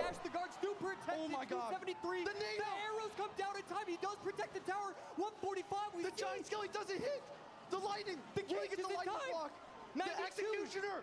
Can he protect? He does! Adriel gets it! Oh my gosh! And it's gonna be a victory for Adriel! How does he do it over and over? Oh my goodness! Celebrating, showing the flag! Wow! The lightning dropping down. The lightning block. The Zappies just weren't quite timed correctly. It hit one Zappy first, almost buying enough time for the executioner to lock into the town left-hand lane, but it just wasn't quite enough time. Let's hear it from the man himself. Let's send it to Rich. I want to hear this interview. Adriel, 2 up, 2 down. And you had that game locked up, and then it got very, very tight at the end. Talk to me about what you were thinking and feeling in the final moments of Game 2. Dos partidas, dos victorias. Dime cómo te sientes y especialmente cómo te sentiste al final de este último segundo juego que parecía que tenías la victoria, parecía que se te iba a escapar. ¿Qué pasaba por tu mente? Oh, it was chill. Realmente and, empecé jugando bien, luego tiré un mal lava que me honestly, I knew I was going to destroy him from the start. Logramos recuperar. So I'm happy with that. Well, at the beginning I was really confident. Unfortunately, a little misplay in the middle of it, but I could recover from it. So here we are, That's what I said, two bro. matches That's in. what I said, bro. You've taken out the two-time world champion in Mugi. Now the most anticipated guy in Ian. What are you thinking about your chances for this world championship? Bueno, y los oponentes que has derrotado, pues Mugi el primero, 2 veces campeón mundial, ahora Ian, una aparente promesa. ¿Cuáles sientes que son tus posibilidades? I'll en esta translate this one competición? too, okay? I got this. Realmente no me importa contra quién juegue. Daré lo mejor de mí. Yeah, of course I believe I can win, but also It respect to doesn't my really matter opponents. who I will be up against. I'm here to win and to prove it all. That's why I said, He's bro. here That's why I for it. Let said. him hear it one more time. W translator, chat. What's good, Austin? I cannot stress it enough. I will pay so much money to be the one commentating his games for the rest of the tournament. I don't. This needs that. Please, please, please. I will work with whoever I need to work with. Let me get more Adriel games. Yeah, I mean, I have to agree with you. I mean, that game was the closest one of the day so far. And the whole time, this is why we need heart rate monitors. The whole time, Adriel's just there like, this is normal. Yeah. This is normal. Bro, you like the executioner was literally about to hit your tower. Yeah, I made a mistake, but it's all right. I actually cleaned it up, and then I didn't make any more mistakes. Are you kidding me? What are we talking about? That was just incredibly impressive. Let's take a look at battle deck number 2, and just walk me through it, because he has the Evo XE, he has the drill, the giant skeleton. Looking at it on paper, it looks like Ian. Honestly, I would have loved to have seen Ian win that, just so we could have gotten to a third game as well, bro. And then counter pushing off of that in a matchup like this. But Adriel with the lane switch, forcing out executioners, allowing for lightning value, while also using his cards like Guards, Cage, and Valkyrie to have cheap defenses in order to get that spell damage on tower. Like, it was really a masterclass. Yeah, and you know, back in the days, it used to be a thing where like when you were trying to become a pro player and like doing all of that, you would practice with the one tricks. You have to assume that Adriel has practiced with every single one trick that runs lava. He is running it to perfection. Right, wow. Okay, so Adriel is now advancing.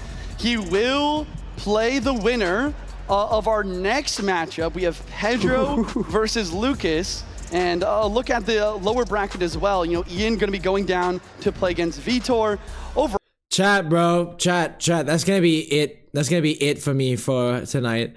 Why do you never heart my comments on your YouTube vids? I don't pick that, bro. I just look at the top comments and whatever makes me laugh, I heart. Chat.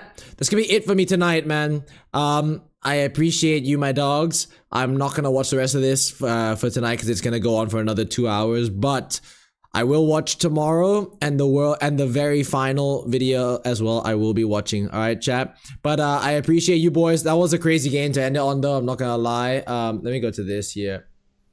But yes, chat. Appreciate you, my dogs. Have a good one, bro. Good night.